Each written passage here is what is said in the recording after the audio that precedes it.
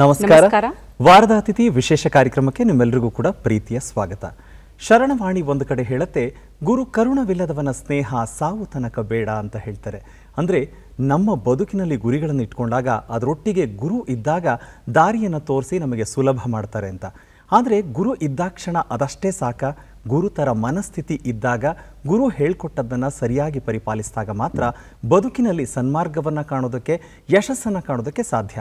ಆದರೆ ಗುರುವಾಗಿಯೂ ಕೂಡ ಹಲವರಿಗೆ ದಾರಿ ತೋರಿಸುವ ದೀವಿಗೆಯನ್ನು ಹಿಡಿಯೋದರ ಜೊತೆಗೆ ತನ್ನ ಬದುಕು ಹೇಗೆ ಬೇರೆಯವರಿಗೆ ಆದರ್ಶವಾಗುತ್ತೆ ಅನ್ನುವಂಥ ನಿಲುವುಗಳ ಜೊತೆಗೆ ನಾನಿರುವ ನೆಲಕ್ಕೆ ಗೌರವ ಸೂಚಿಸಬೇಕು, ನಾನು ತಿನ್ನುವಂಥ ಅನ್ನಕ್ಕೆ, ಭಾಷೆಗೆ ಎಲ್ಲದಕ್ಕೂ ಕೂಡ ಗೌರವ ಸೂಚಿಸಬೇಕು ಅನ್ನುವಂಥ ಮನಸ್ಥಿತಿ ಎಷ್ಟು ಜನರಲ್ಲಿದೆ. ಆದರೆ ಅಂಥ ಮನಸ್ಥಿತಿ ಇದ್ದಾಗ ಖಂಡಿತ ನಾವು ಇಡೀ ಪ್ರಪಂಚಕ್ಕೆ ಆದರ್ಶ ವ್ಯಕ್ತಿ ಆಗ್ತೇವೆ. ಆ ನಿಟ್ಟಿನಲ್ಲಿ ಕನ್ನಡ ಪರ ಹೋರಾಟಗಳಿರ್ಬೋದು, ಅಥವಾ ಸಾಹಿತ್ಯಿಕವಾದಂಥ ಕೆಲಸಗಳಿರ್ಬೋದು, ಬೋಧನೆ ಇರ್ಬೋದು, ಹಲವು ರೀತಿಯಲ್ಲಿ ತೊಡಗಿಸ್ಕೊಳ್ಳೋದ್ರ ಜೊತೆಗೆ ಮನರಂಜನಾತ್ಮಕವಾಗಿ ಕೂಡ ನಾನು ಹೇಳುವಂಥ ವಿಚಾರಗಳನ್ನು ಈ ಮಾಧ್ಯಮದ ಮೂಲಕ ಹೇಳಿ ಗೆಲ್ಲಬಲ್ಲೆ ಎನ್ನುವಂಥ ನಿಖರತೆಯ ಜೊತೆಗೆ ಹೆಜ್ಜೆ ಇಟ್ಟದ್ದೇ ಇವತ್ತು ಅದ್ವಿತೀಯ ಸಾಧನೆ ಮಾಡಿ ಎಲ್ಲರಿಗೂ ಕೂಡ ಆದರ್ಶ ವ್ಯಕ್ತಿಯಾದಂಥ ಮೇಷ್ಟ್ರು ನಮ್ಮೊಟ್ಟಿಗಿದ್ದಾರೆ. ನೀವೇನು ಹೇಳ್ತೀರಾ ಶ್ವೇತಾ? ಸಾಹಿತಿಯಾಗಿ, ಸಂಘಟಕರಾಗಿ, ಪ್ರಾಧ್ಯಾಪಕರಾಗಿ, ಚಲನಚಿತ್ರ ನಿರ್ದೇಶಕರಾಗಿ, ಸಂಭಾಷಣೆಕಾರರಾಗಿ, ಗೀತ ರಚನೆಕಾರರಾಗಿ, ಅಬ್ಬಬ್ಬಾ, ಹೀಗೆ ತಮ್ಮನ್ನ ತಾವು ನಿರಂತರವಾಗಿ ತೊಡಗಿಸಿಕೊಟ್ಟಂತಹ ಅತ್ಯಂತ ಕ್ರಿಯಾಶೀಲ ವ್ಯಕ್ತಿ ಇವತ್ತಿನ ನಮ್ಮ ಅತಿಥಿಯಾಗಿದ್ದಾರೆ. ಕೆಂಪು ಬಸ್ಸಿನ ಚಾಲಕನಾಗಬೇಕು ಅಂತ ಅಂದ್ಕೊಂಡಿದ್ರಂತೆ, ಆದರೆ ಕನ್ನಡದ ಕಂಪು ಸೂಸುವ ನಾವಿಕನಾಗ್ಬಿಟ್ರು.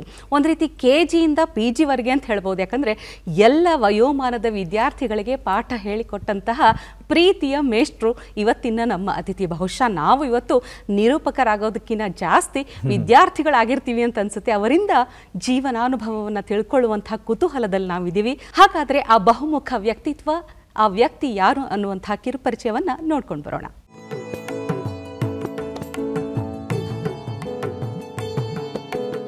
ಕಲ್ಪತರು ನಾಡೆಂದೇ ಖ್ಯಾತಿ ಪಡೆದಿರುವ ತುಮಕೂರು ಜಿಲ್ಲೆ ಸಿರಾ ತಾಲೂಕಿನ ಬರಗೂರಿನ P. ರಂಗದಾಸಪ್ಪ ಮತ್ತು ಕೆಂಚಮ್ಮ ದಂಪತಿಗಳ ಸುಪುತ್ರ ಪ್ರೊಫೆಸರ್ ಬರಗೂರು ರಾಮಚಂದ್ರಪ್ಪ. ವಿದ್ಯಾರ್ಥಿಯಾಗಿದ್ದಾಗಲೇ ಕನ್ನಡ ಸಂಘವನ್ನು ಕಟ್ಟಿ ಕ್ರಿಯಾಶೀಲ ಕೆಲಸಗಳನ್ನು ಮಾಡಿ ತಮ್ಮ ಕನ್ನಡ ಪ್ರೇಮವನ್ನು ತೋರಿದವರು. ವಾಲಿಬಾಲ್ ಮತ್ತು ಬ್ಯಾಡ್ಮಿಂಟನ್ ಆಡುತ್ತಿದ್ದ ಅದ್ಭುತ ಕ್ರೀಡಾಪಟುವೂ ಹೌದು. ಕಾಲೇಜು ವ್ಯಾಸಂಗದ ಸಮಯದಲ್ಲಿ BA ಪದವಿ ಪಡೆದು ಕನ್ನಡದ ಸ್ಕೂಲ್ ಮಾಸ್ಟರ್ ಆದರು. ನಂತರ ಬೆಂಗಳೂರು ವಿಶ್ವವಿದ್ಯಾಲಯದಲ್ಲಿ ಕನ್ನಡ ವಿಭಾಗದ ಪ್ರಾಧ್ಯಾಪಕರಾಗಿ ಸ್ಫೂರ್ತಿಯ ಕೆಲಸವನ್ನ ನಿರಂತರವಾಗಿ ಮಾಡಿದರು.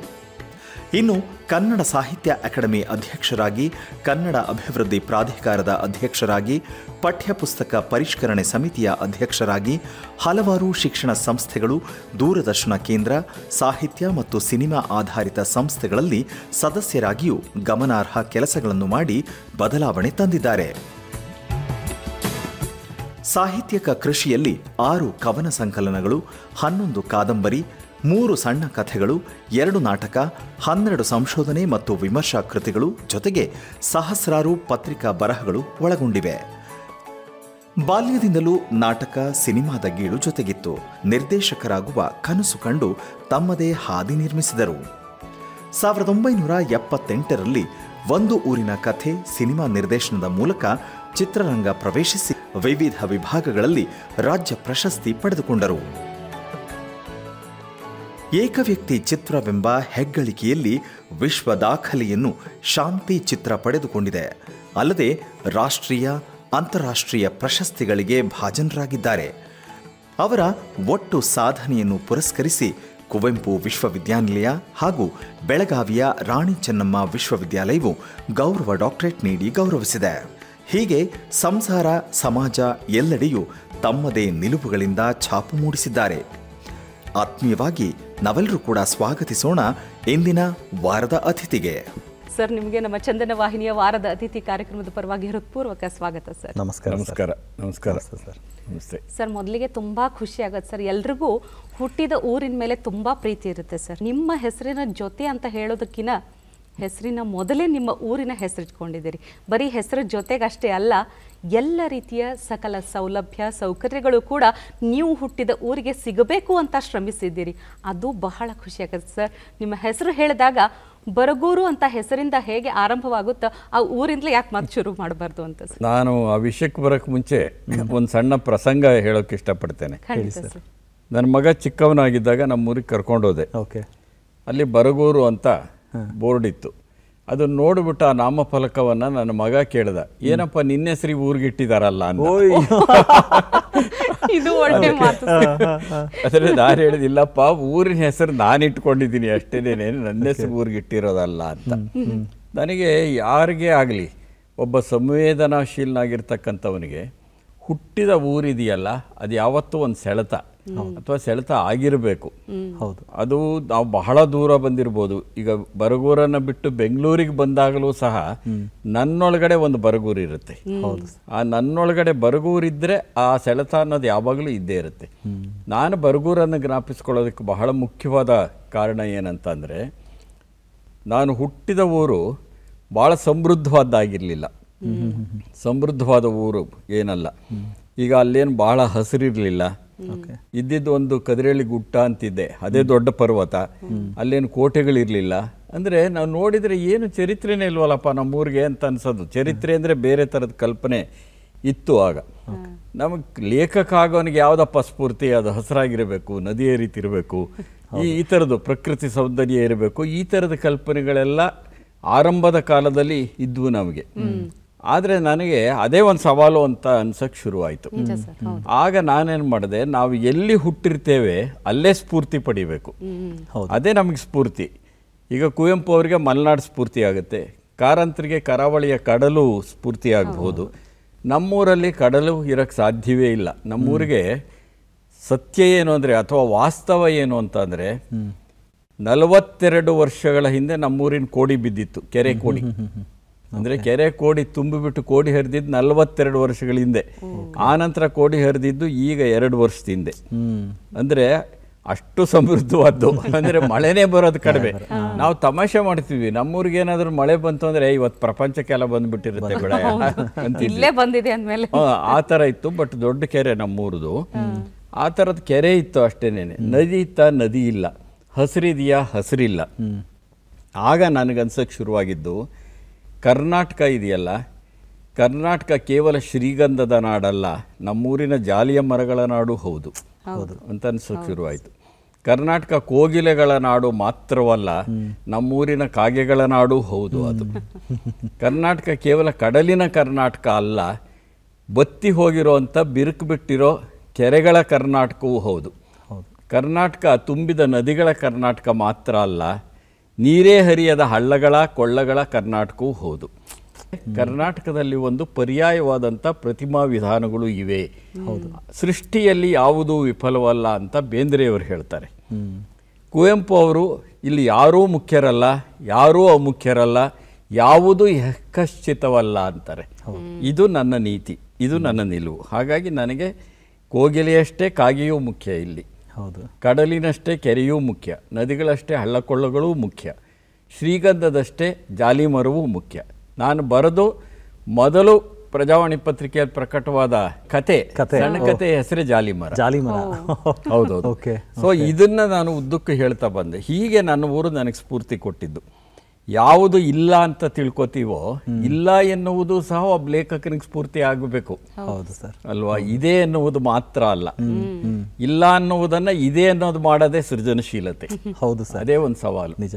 ಬದುಕಿನ ಏರಿಳಿತಗಳನ್ನು ನೋಡಿದಾಗ ನಾನು ನನ್ನ ಬದುಕನ್ನು ಒಂದು ಒಳ್ಳೆ ರೀತಿಯಲ್ಲಿ ತಗೊಂಡು ಹೋಗಬೇಕು ಅನ್ನೋ ನಿಟ್ಟಿನಲ್ಲಿ ಒಂದು ಕಡೆ ಯೋಚನೆ ಮಾಡ್ತೀರಾ, ಅಕ್ಕನ ಸಾವು ನೋಡಿದಾಗ ನಾನು ವೈದ್ಯನಾಗಬೇಕು ಅಂತ ಹೇಳ್ತೀರಾ, ವಿಜ್ಞಾನದ ಕಡೆಗೆ ಮುಖ ಮಾಡ್ತೀರಾ. ಅಂದರೆ ಇದಕ್ಕೆ ಪ್ರೇರಣೆ ಬರೀ ಸಾವೇನಾ ಅಥವಾ ಬೇರೆ ಏನೆಲ್ಲ ಪರಿಸ್ಥಿತಿಗಳು ಸರ್? ಇಲ್ಲ, ಒಂದು ನಮ್ಗೆ ಅಸ್ಮಿತೆಯ ಸಮಸ್ಯೆ ಇರುತ್ತೆ ಯಾವಾಗಲೂ.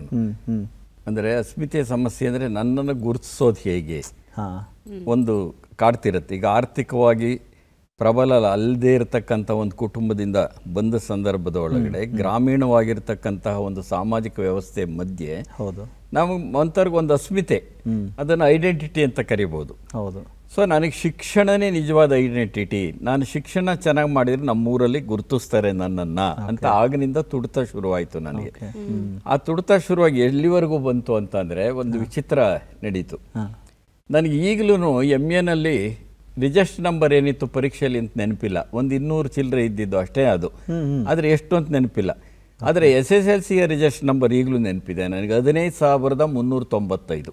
ಪರೀಕ್ಷೆ ಕಟ್ಟಿದ್ದು.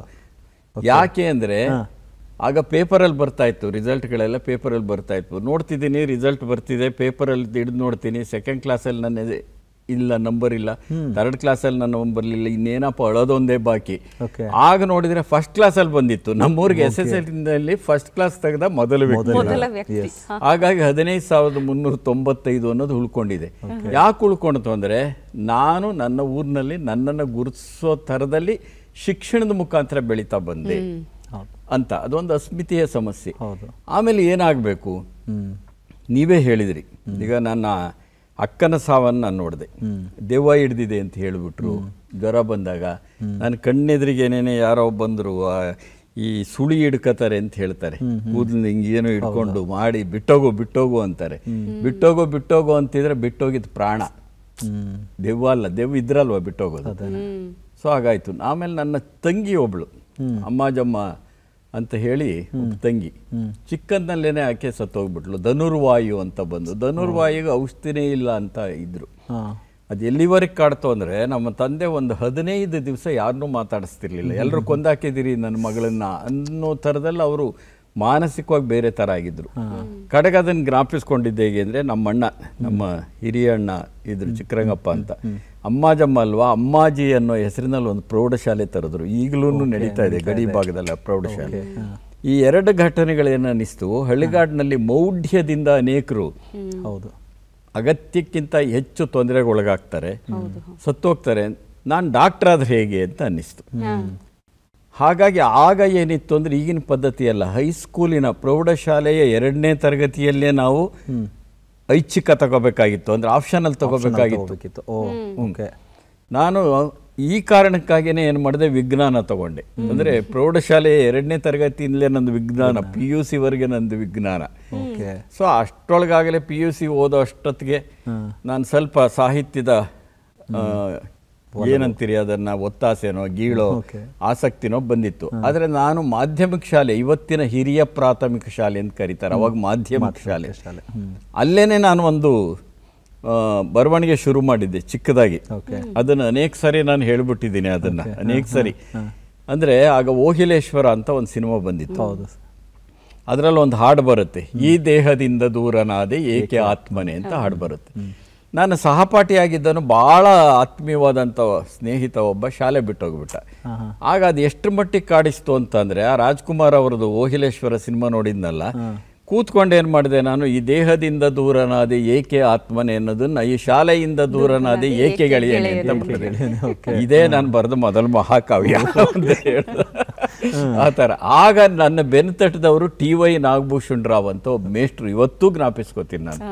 ನೀನೇನೋ ಬರಿಬಲ್ಲೆ, ನೀನು ಇದನ್ನ ಮಾಡು ಅಂತ ಬೆನ್ತಟ್ಟಿದ್ರು. ಆಗ ನಾನು ಹೀಗೆ ಬರಿತಾ ಹೋಗ್ಬೇಕು ಅಂತ ಆಗ ಅನಿಸಿದ್ದು ನಿಜ.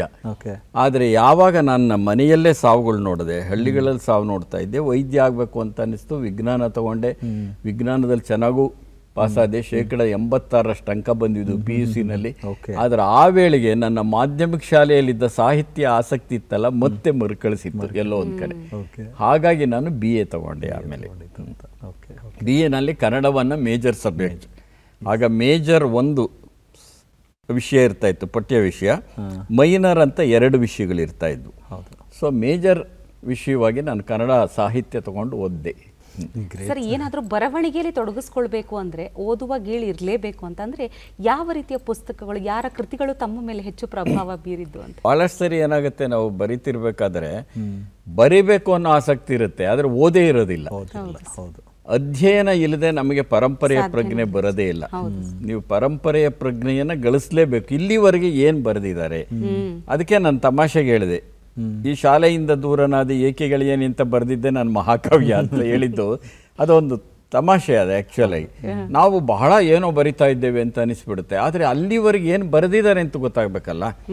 ನಾನು ಓದಿನ ಅಭಿರುಚಿ ಅನ್ನೋದಿದೆಯಲ್ಲ, ಓದೋ ಅಭಿರುಚಿ ಮೊದಲೇ ಇತ್ತು. ನಾನು ಆರಂಭದಲ್ಲಿ ಹೇಳಿದೆ, ಶಿಕ್ಷಣ ನನ್ನ ಮೊದಲ ಆದ್ಯತೆ ಆಗಿತ್ತು. ಅದು ನನ್ನ ಅಸ್ಮಿತೆಯ ಸಮಸ್ಯೆಯನ್ನು ಪರಿಹರಿಸುವಂಥ ಒಂದು ಸಾಧನ ಅಂತ ಹೇಳಿದೆ. ನಾನು ಮೊದಲು ಪತ್ತೇದಾರಿ ಕಾದಂಬರಿಗಳು ಓದ್ತಾ ಇದ್ದಿದ್ದು. ಚಿಕ್ಕ ಹುಡುಗನಲ್ಲಿ ಆಗ ಚಂದಮಾಮ ಮತ್ತು ಬಾಲಮಿತ್ರ ಅಂತ ಪತ್ರಿಕೆಗಳು, ಮಾಸಪತ್ರಿಕೆಗಳು ಬರ್ತಿದ್ವು, ಸಚಿತ್ರ ಮಾಸಪತ್ರಿಕೆಗಳು, ಅವನ್ನ ಓದ್ತಾ ಇದ್ದೆ. ಆಮೇಲೆ ಎನ್ ನರಸಿಂಹಯ್ಯನವರು ಅಂತ ಒಬ್ಬರು ಪತ್ತೆದಾರಿ ಕಾದಂಬರಿ ತುಂಬ 300 ಮೇಲೆ ಬರೆದಿದ್ದಾರೆ ಕಾದಂಬರಿನವರು. ಅಂದರೆ ಒಂಥರ ಮನರಂಜನಾತ್ಮಕವಾದ ಕಾದಂಬರಿಗಳು ಕುತೂಹಲ ಮೂಡಿಸ್ತಾ ಇತ್ತು. ಪತ್ತೆದಾರಿ ಕಾದಂಬರಿಗಳು ಓದ್ತಾ ಇದ್ದೆ.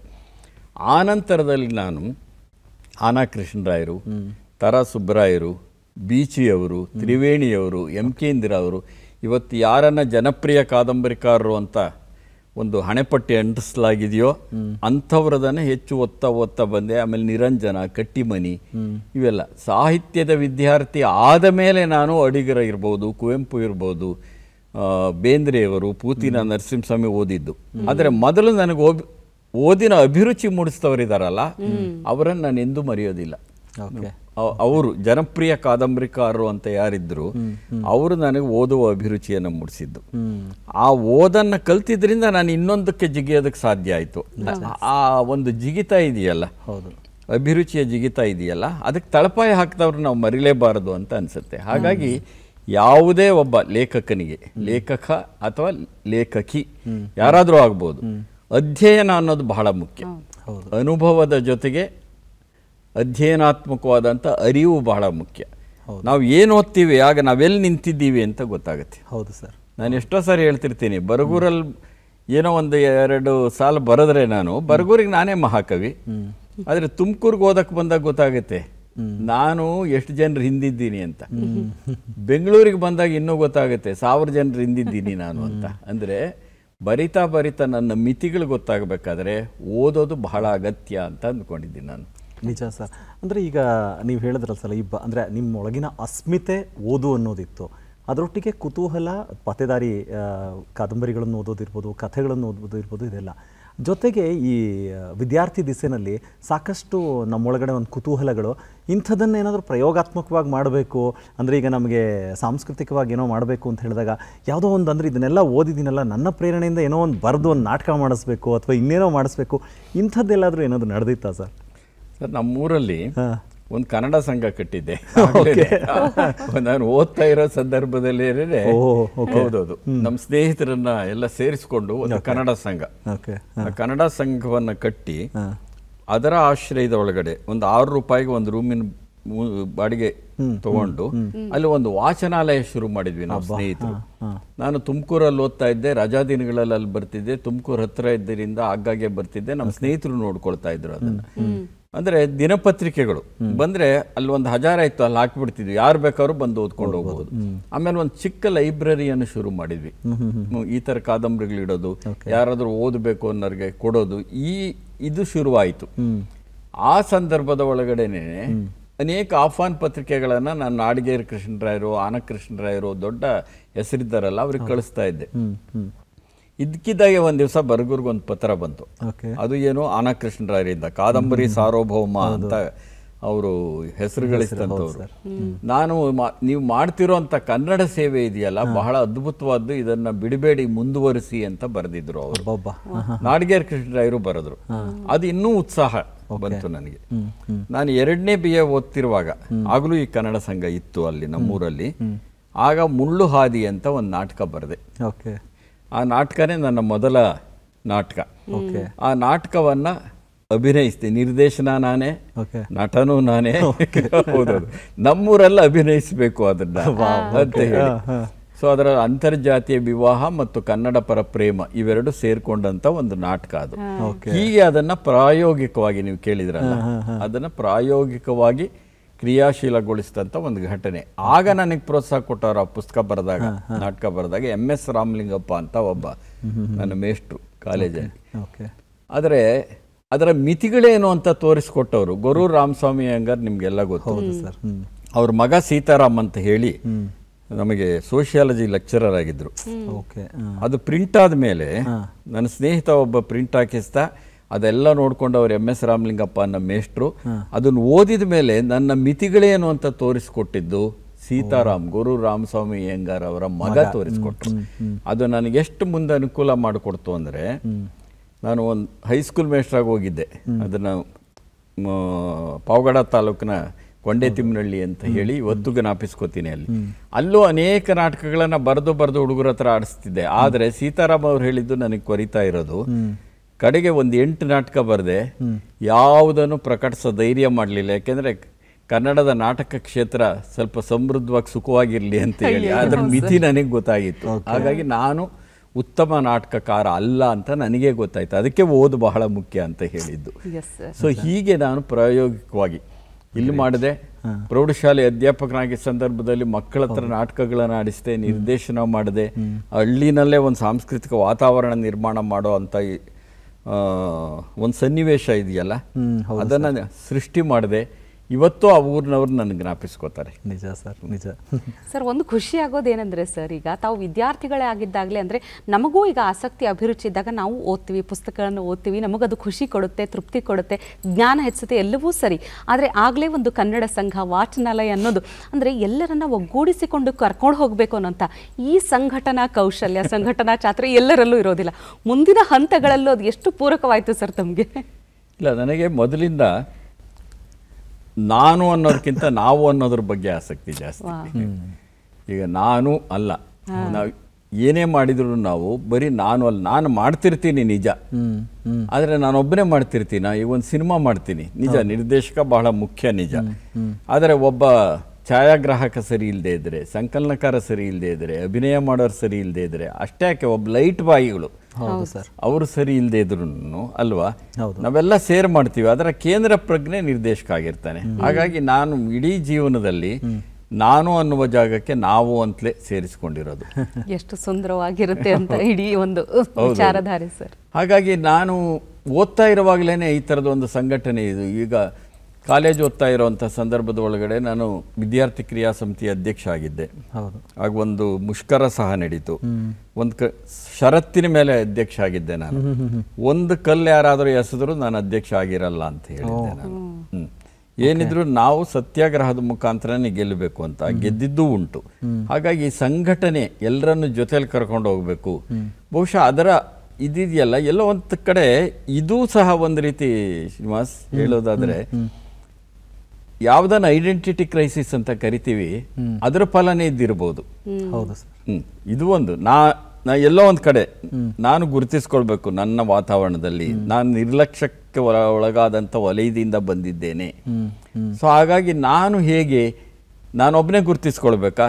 ಇಲ್ಲ, ಈ ಎಲ್ಲ ಸಂಘಟನೆ ಮಾಡೋದ್ರ ಮುಖಾಂತರವಾಗಿ ನಾನು ಬದುಕ್ತಾ ಇರುವಂತಹ ಸಮಾಜಕ್ಕೂ ಒಳ್ಳೇದಾಗಬೇಕು ಮತ್ತು ಆ ಸಂಘಟನೆಯ ಶಕ್ತಿ ಇದೆಯಲ್ಲ ಅದನ್ನು ಸಹ ನಾನು ತೋರಿಸ್ಬೇಕು. ಎಲ್ಲೋ ಒಂದ್ ಕಡೆ ಇರುತ್ತೆ, ನಾವು ಸುಮ್ಮನೆ ಬಹಳ ದೊಡ್ಡ ಮಾತನ್ನ ಈಗ ಹೇಳ್ಬೋದು, ಆದ್ರೆ ಚಿಕ್ಕಂದಲ್ಲಿ ಎಲ್ಲ ನಾನು ಗುರುತಿಸ್ಬೇಕಪ್ಪ, ನಮ್ಮೂರ್ನವರು ನನ್ನ ಸ್ನೇಹಿತರು ಗುರುತಿಸ್ಬೇಕಪ್ಪ ಅಂತ ಎಲ್ಲ ಇರುತ್ತೆ. ಹಾಗಾಗೇನೆ ಇಲ್ಲದನ್ನ ಇದೆ ಅಂತ ಮಾಡುವುದು ಅಂತ ಏನ್ ಮೊದಲು ಹೇಳಿದೆ. ನಮ್ಮೂರಲ್ಲಿ ಯಾರು ಲೇಖಕರಿರ್ಲಿಲ್ಲ, ಲೇಖಕನಾದ್ರೆ ನನ್ನ ಗುರುತಿಸ್ಬೋದಲ್ವಾ? ಯಾರು ಫಸ್ಟ್ ಕ್ಲಾಸ್ ಬಂದಿರ್ಲಿಲ್ಲ, ನಮ್ಮೂರಲ್ಲಿ ಯಾರು ಮೊದಲು MA ಮಾಡಿರ್ಲಿಲ್ಲ, ಮೊದಲು MA ಮಾಡಿದವನು ನಾನೇ. ಇದರಿಂದ ಗುರುತಿಸ್ಬೋದಲ್ಲ. ಇದೊಂದು ಕ್ರೈಸಿಸ್, ಇದೊಂದು ಸಮಸ್ಯೆ, ಅಸ್ಮಿತೆಯ ಸಮಸ್ಯೆ. ಅದರಿಂದ ಹೊರಗಡೆ ಬರತಕ್ಕಂಥ ಒಂದು ಸವಾಲನ್ನು ಸ್ವೀಕರಿಸ್ತಾ ನಾನು ಎನ್ನುವುದನ್ನು ಲಯ ಮಾಡಿಕೊಳ್ತಾ ನಾವು ಎನ್ನುವುದರ ಮುಖಾಂತರವಾಗಿ ನಾನು ಒಬ್ಬ ಸಂಘಟಕ ಆದೆ. ಕನ್ನಡದ ವಿಚಾರಗಳು ಅಂತ ಹೇಳಿದಾಗ ಕನ್ನಡಕ್ಕೆ ಅನ್ಯಾಯ ಆಯಿತು ಅಂತ ಹೇಳಿದ್ರೆ ಅಥವಾ ಕನ್ನಡಿಗರಿಗೆ ಅನ್ಯಾಯ ಆಯಿತು ಅಂತ ಹೇಳಿದ್ರೆ ಅಲ್ಲಿ ಬರ್ಗೂರವ್ರು ಇರ್ತಾರೆ ಅಂತ. ಯಾಕಂದರೆ ನಾವು ಅಣ್ಣವ್ರನ್ನ ನೋಡಿದಾಗ, ಅಣ್ಣವ್ರು ನಿಂತು ಹೋರಾಟ ಮಾಡಿದಂಥ ವಿಚಾರಗಳನ್ನು ನೋಡಿದಾಗ ಅಂಥ ಎಲ್ಲ ಸಂದರ್ಭಗಳಲ್ಲೂ ನಡೆದಂಥ ಮೀಟಿಂಗ್ಸ್ ಇರ್ಬೋದು, ಅಲ್ಲೆಲ್ಲ ಕೂಡ ಬರ್ಗೂರವ್ರು ಇದ್ದರು. ಬರ್ಗೂರವರು ಗುರುತಿಸ್ಕೊಳ್ಳೋದಕ್ಕೆ ಅಥವಾ ಗೊತ್ತಾಗೋದಕ್ಕೆ ಇದೂ ಒಂದು ಕಾರಣ ಇತ್ತು ಅಂತ ತುಂಬ ವಿಚಾರಗಳು ಬಂದಾಗ ಬರ್ತಾನೆ ಇರುತ್ತೆ ಸರ್. ಕನ್ನಡ ಅಂದಾಗ ಯಾಕೆ ಸರ್ ನಿಮಗೆ ಇಲ್ಲದೇ ಇರೋವಂಥ ದೊಡ್ಡ ಪ್ರೀತಿ ಇರ್ಬೋದು, ಅಭಿಮಾನ ಇರ್ಬೋದು ಎದ್ದು ಕಾಣುತ್ತೆ? ಇಲ್ಲ, ಕನ್ನಡ ನಮ್ಮ ಭಾಷೆ, ಅದು. ಸೊ ನಮ್ಮ ಭಾಷೆ ಬಗೆಗೆ ನಮಗೆ ಸಹಜವಾಗಿಯೇ ಒಂದು ಪ್ರೀತಿ, ಅದರ ಬಗ್ಗೆ ಒಂದು ಗೌರವ ಇರಲೇಬೇಕು. ನಾವು ವ್ಯವಹಾರ ಮಾಡೋದಿದೆಯಲ್ಲ, ನನಗೆ ಕನ್ನಡ ಕೇವಲ ಅಭಿಮಾನದ ಪ್ರಶ್ನೆ ಅಷ್ಟೇ ಅಲ್ಲ, ಅದೊಂದು ಪ್ರಜಾಪ್ರಭುತ್ವದ ಪ್ರಶ್ನೆಯೂ ಹೌದು. ಯಾಕೆಂದರೆ ಪ್ರಜಾಪ್ರಭುತ್ವ ಅನ್ನೋದು ಯಾವಾಗ ಯಶಸ್ವಿ ಆಗುತ್ತೆ ಅಂದರೆ, ಆಡಳಿತ ನಡೆಸೋರಿದಾರಲ್ಲ ಅವರು ಜನಗಳ ಭಾಷೆಯಲ್ಲಿ ಮಾತಾಡಕ್ಕೆ ಶುರು ಮಾಡಿದಾಗ ಸತ್ಯ ಸರ್, ಅವ್ರಿಗೆ ತಲುಪಬೇಕು, ಇವ್ರ ಮಾತು ಅವ್ರಿಗೆ ತಲುಪಬೇಕು. ಹಾಗಾಗಿ ಕನ್ನಡವನ್ನ ಬಳಸೋದು ಅಂದ್ರೆ ಅದೊಂದು ಪ್ರಜಾಸತ್ತಾತ್ಮಕವಾದಂಥ ಕ್ರಿಯೆ ಅನ್ನೋದು ಆಮೇಲೆ ಬಂದದ್ದು. ಆದರೆ ಮೊದಲಿಂದ ನಾನು ಪತ್ರಿಕೆಗಳನ್ನು ಓದ್ತಾ, ಈಗ ಆನಕೃಷ್ಣರಿರ್ಬೋದು, ಮಾರಾಮೂರ್ತಿಯವರು ಇರ್ಬೋದು, ಇಂಥವರು. ಆನಂತರ ನಾನು ಹೆಚ್ಚು ಸಿನಿಮಾಗಳನ್ನು ನೋಡಿದ್ದಿದೆಯಲ್ಲ, ಡಾಕ್ಟರ್ ರಾಜ್ಕುಮಾರ್ ಅವರು ಮತ್ತು ತೆಲುಗಿನ ಎ ನಾಗೇಶ್ವರರಾವ್ ಇಬ್ಬರು ಸಿನಿಮಾಗಳನ್ನ ಹೆಚ್ಚು ನೋಡ್ತಿದ್ದೆ. ಕನ್ನಡದ ಬಗ್ಗೆ ನಡೀತಾ ಇರೋದನ್ನು ಪತ್ರಿಕೆಗಳಲ್ಲಿ ಓದ್ತಾ ಇದ್ದೆ. ಕನ್ನಡಕ್ಕೇನೋ ತೊಂದರೆ ಇದೆ ಅಂತ ಅನ್ನಿಸ್ತಿತ್ತು.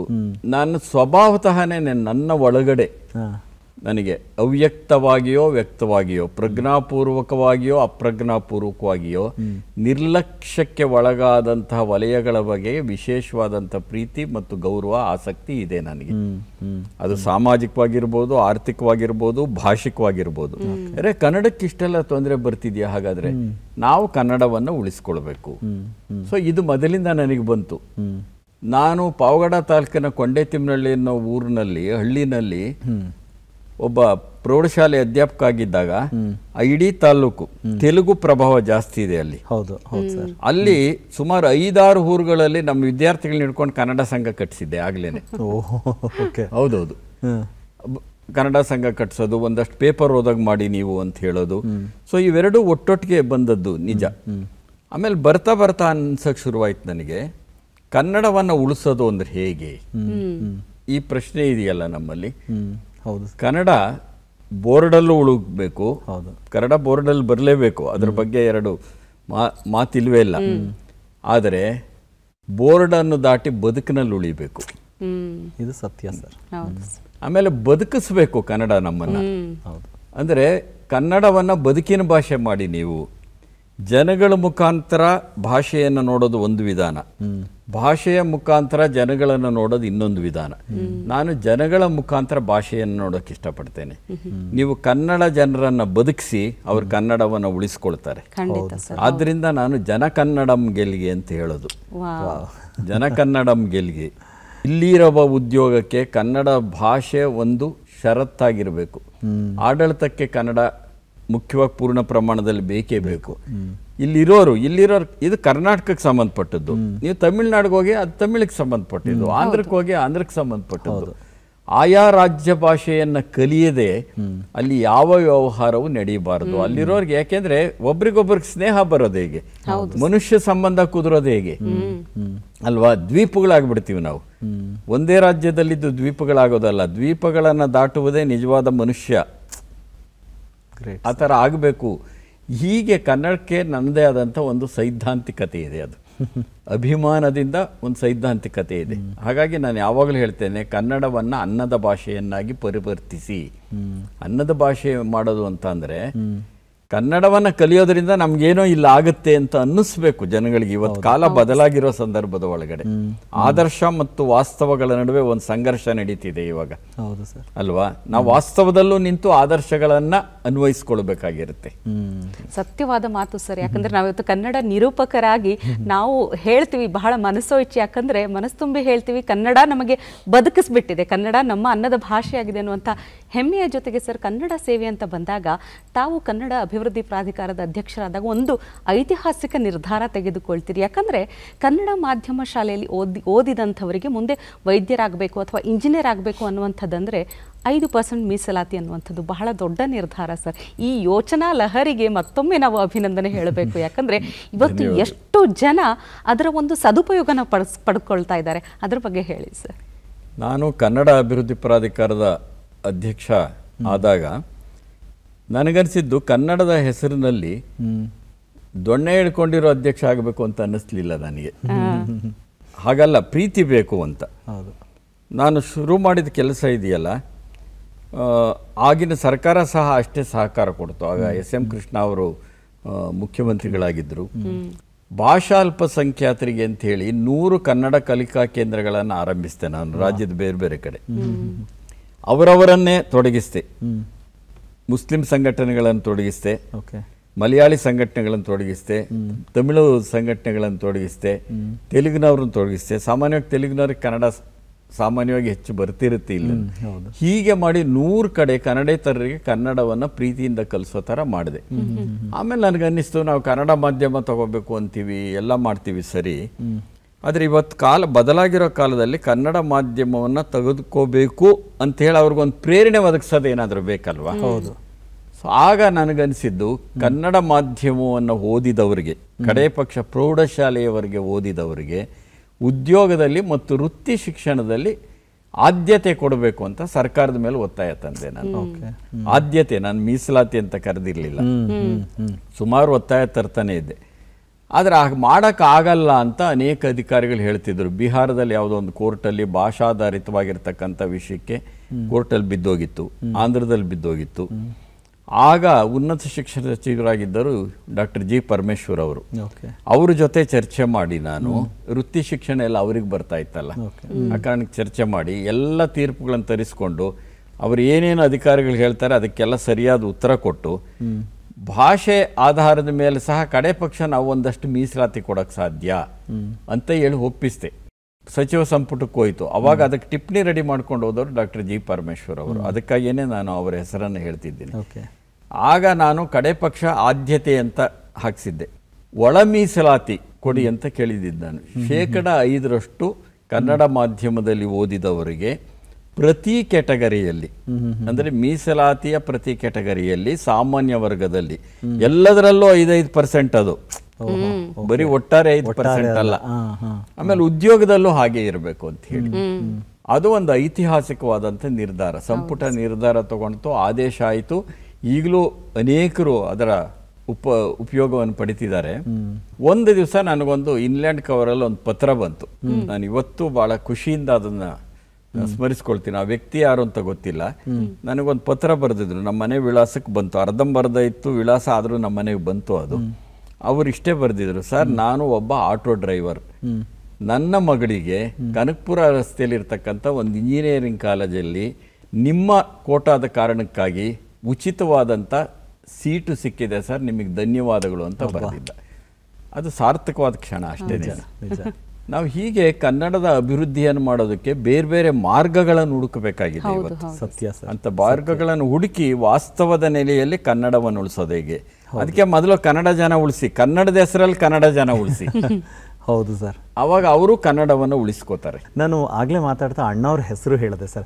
ಗೋಕಾಕ್ ಚಳವಳಿ ಅಂತ ಬಂದರೆ ಬಹುಶಃ ಡಾಕ್ಟರ್ ರಾಜ್ಕುಮಾರ್ ಅವರ ನೇತೃತ್ವ ಬಂದ ಮೇಲೆ ಅದರ ಬದಲಾವಣೆನೇ ಬೇರೆ ಅಂತ ಹೇಳಿದ್ದು. ಆದರೆ ಡಾಕ್ಟರ್ ರಾಜ್ಕುಮಾರ್ ಅವ್ರನ್ನ ನೀವು ನೋಡಬೇಕು ಅಂತ ಹೇಳಿ ನಿಮ್ಮೂರ ಹತ್ರ ಯಾವುದೋ ಶೂಟಿಂಗ್ ಆಗಬೇಕಾದ್ರೆ ಒಂದು 10-12 ಮೈಲಿ ಸೈಕಲ್ ಹೊಡ್ಕೊಂಡು ಹೋಗಿ ಅಲ್ಲೆಲ್ಲೋ ದೂರದಲ್ಲಿ ನೋಡ್ಕೊಂಡು ಬರ್ತೀರಾ. ಆದರೆ ಕೊನೆಗೆ ನೋಡಿದ್ರೆ ಒಬ್ಬ ಜೀವದ ಬಂಧು ಹಾಗೆ, ನಿಮ್ಮ ಮನೆಯ ಬಳಗದವರ ಹಾಗೆ ಅಷ್ಟು ಆಪ್ತರಾಗೋದ್ರು. ಆ ಒಡನಾಟದ ಬಗ್ಗೆ ಹೇಳಿ ಸರ್. ಇಲ್ಲ, ಅದು ಒಂದು ಅನಿರೀಕ್ಷಿತವಾದ ವಿಸ್ಮಯ. ನನ್ನ ಜೀವನದಲ್ಲಿ ಘಟಿಸಿದಂಥ ಬಹಳ ಅನಿರೀಕ್ಷಿತವಾದ ಒಂದು ವಿಸ್ಮಯ ಅಂತಲೇ ಹೇಳಬೇಕು. ಯಾಕೆಂದರೆ ರಾಜ್ಕುಮಾರ್ ಅಂತವರ ಆತ್ಮೀಯತೆ ಬೆಳೆಯೋದಿದೆಯಲ್ಲ, ನಿಜ ಸರ್, ಬಹಳ ದೊಡ್ಡ ತಾರಾಮೌಲ್ಯ ಇದ್ದಂತಹ ಒಬ್ಬ ಕಲಾವಿದರು ಅವರು. ಅವರು ನಾನು ನಿಜ ಚಿಕ್ಕನ್ನಲ್ಲಿ ಅಥವಾ ನಾನು ಈವನ್ ಕಾಲೇಜನ್ನು ಓದ್ತಾ ಇರೋ ಸಂದರ್ಭದಲ್ಲಿ ಸಹ